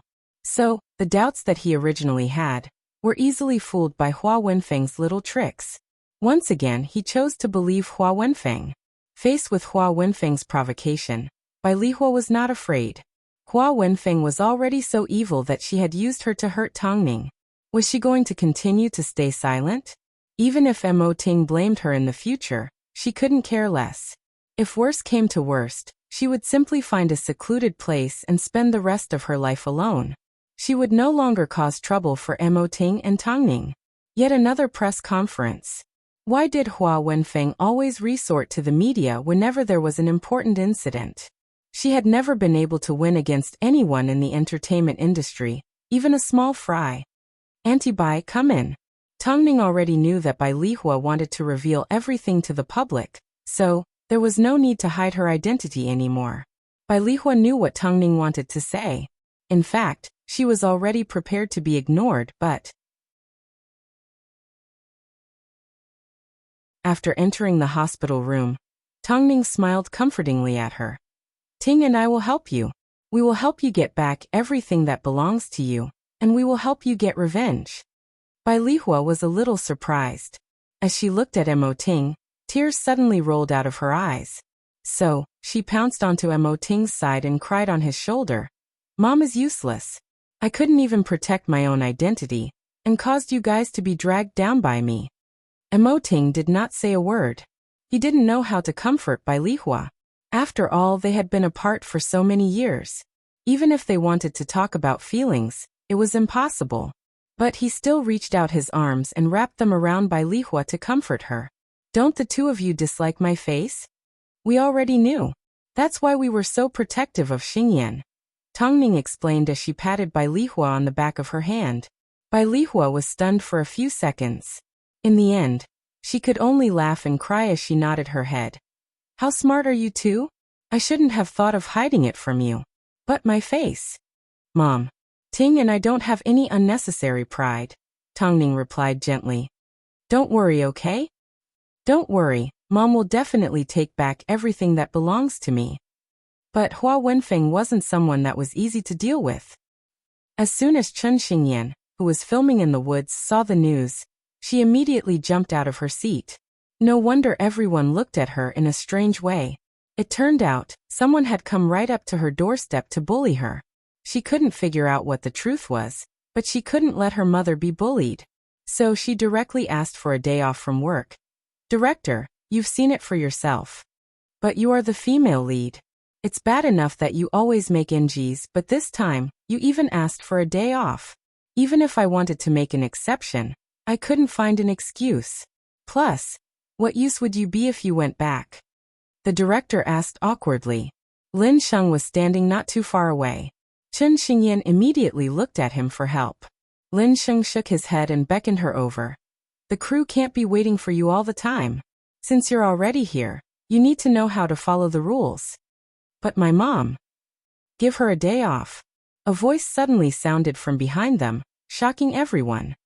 I guarantee she will only be given 2 days. She will not slow down the production. The director and Lin Sheng both looked at Zihao.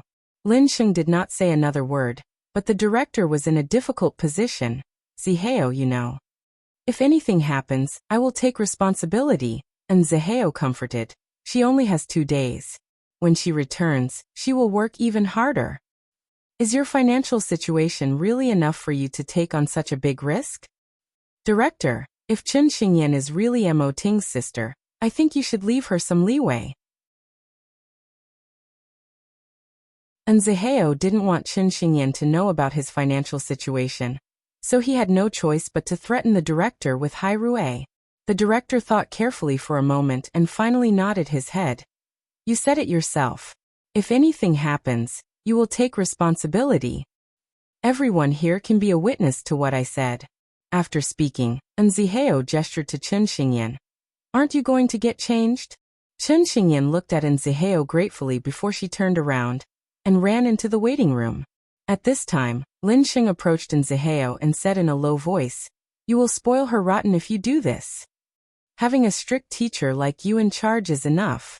I will simply do something to make her happy." After hearing Nziheo's response, Lin Xing revealed a meaningful smile. "Even if she is really Mo Ting's sister, she is not my type. You don't need to worry. I have confidence in you, but I don't have confidence in her." Nziheo replied coldly. "After all, she doesn't have a brain and has no morals." Lin Xing laughed silently without saying another word. Chen Xingyan was full of problems, but he couldn't bring himself to hate her. In fact, he wanted to dote on her like a sister. This was probably what they called fate. As for having a brother-in-law like Nziheo, he was more than happy to have him. But it seemed, the little brat had yet to be enlightened.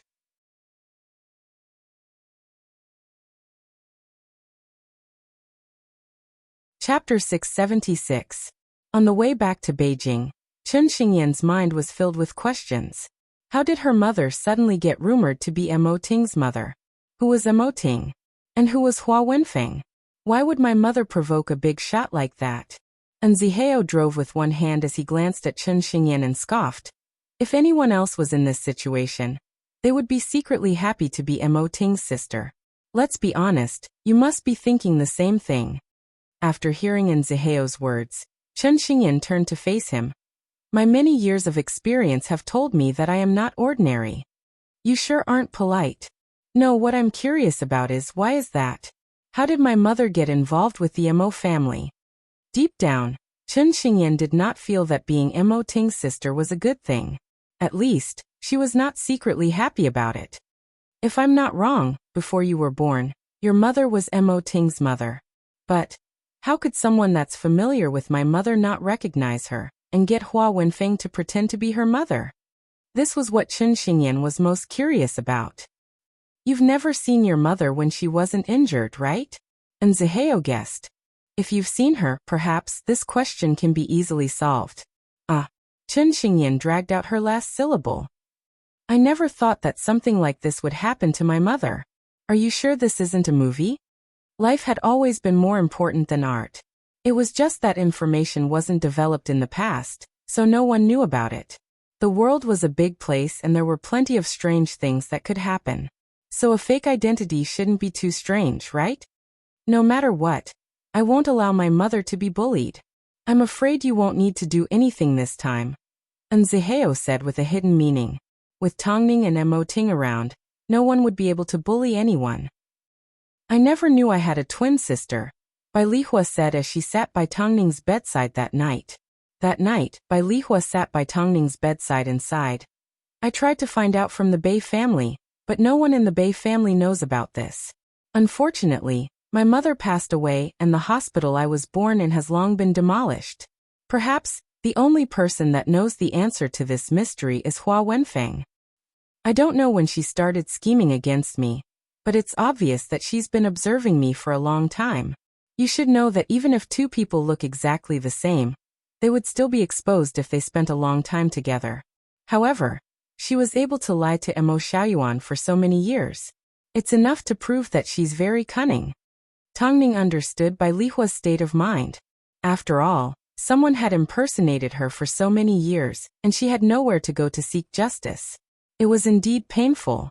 The anger and unwillingness to accept the truth could swallow a person whole at any time. Of course, the reason why Bai Lihua got to where she was today, apart from having a loving husband, was also because of Chen Xingyan's responsibility. Translator, Uni Editor. Uni Tongning listened to Bai Lihua talk for half the night. At this time, Mo Ting grabbed his phone and walked out of the room to give Bai Chendong a phone call. Where is your mother? I saw the news too. My mom received the news too. She's on the plane right now. She was so shocked that her jaw dropped. She said that your family has the constitution to cause big news. Where's grandfather? After receiving the news, I was shocked. You guys handle this matter well, Bai Chendong instructed. Elder Bai will be waiting for you to reveal the truth. It's hard to find the truth behind what happened 19 years ago. Plus, We don't have any evidence that Hua Wenfeng used me to poison you. I really don't know how to prove my identity. After all, Hua Wenfeng had taken over her identity for so many years. So everything had been changed by her. Her name had been changed and her personality had been changed. So it was extremely easy for Hua Wenfeng to impersonate Bai Lihua with a simple excuse of amnesia. After hearing Bai Lihua's words, Tongning gently patted her on the back of her hand and comforted. Mom, it's possible to find out the difference between identical twins. But the amount of work required is too large and the chances are slim. Tongning smiled meaningfully. Hua Wenfeng is indeed cunning. But I like cunning people to fall into my trap. In reality, Bai Lihua's emotions were complicated. In the past, she was filled with hatred. But after having Chen Xingyan, she wanted to live a peaceful life. So, when she came into contact with Mo Ting and Tongning again, her hatred was unearthed. But she had never been good at attacking people's hearts. At least, when compared to Hua Wenfeng, she had no chance of winning. After all, Bai Lihua had lost her appearance. This was the biggest blow to her confidence. She had crawled out from a pile of corpses. So much so that a layer of her skin had been scraped off. Tongning thought to herself, let's see how far Mo Ting wants to go. The news spread like wildfire. After all, it was a new piece of news and it happened in the entertainment industry. The reporters were already crying piteously and couldn't wait for the press conference to start. At the same time, Hua Wenfeng was extremely confident. She was well aware of the power of genes. Plus, Bai Lihua had nothing. Most importantly, she didn't even have a recognizable face. All she had was festering scars. If she hadn't thought things through back then, Bai Lihua would have already pushed her away. After painstakingly planning for so many years, how could she allow Bai Lihua to return to her original position so easily? Wenfeng, don't be afraid. We have a DNA test in our hands. You don't need to be afraid. Old Mo, you treat me the best. Hua Wenfeng's biggest pillar of support was Father Mo. As long as Father Mo still trusted her, her position as Madame Mo would remain stable. I will always stand by your side. Father Mo had completely forgotten about the past that Bai Lihua had mentioned in front of him. In his heart, the woman in front of him was truly his wife. Don't worry, I will definitely seek justice for myself. Justice? What was justice? As Chen Xingyan entered the hospital, she did not care about the change in her identity. She simply wanted to know that her mother was fine. As soon as Bai Lihua saw Chen Xingyan, she looked relieved. Mom is fine. You didn't need to come all the way here. What are you talking about? If I'm not by your side, who is going to protect you? Do you think the bodyguards outside are as good as me? Chen Xingyan rubbed her nose in dissatisfaction. Whether it's a fight or an argument, I've never been afraid. And Zihao felt helpless towards Chen Xingyan. He was afraid that she would act rashly and ruin the image that he had worked so hard to clear. You should take care of yourself first. After all, you are still a famous person. Chen Xingyan turned around and pointed her middle finger at Zihao. Regardless of everything else, the people that needed to appear had already appeared. It was time. It was time for Hua Wenfeng to repay what she and Bai Lihua owed in one fell swoop. You're tuning in to the Li Mei's Wuxia Whispers YouTube channel. We're so grateful for your support and don't forget to subscribe to join us on this incredible journey through captivating stories. Your generosity through donations truly makes a world of difference, as it's the primary source of revenue that allows me to expand and enhance this channel for you. Thank you from the bottom of my heart for being a part of this adventure.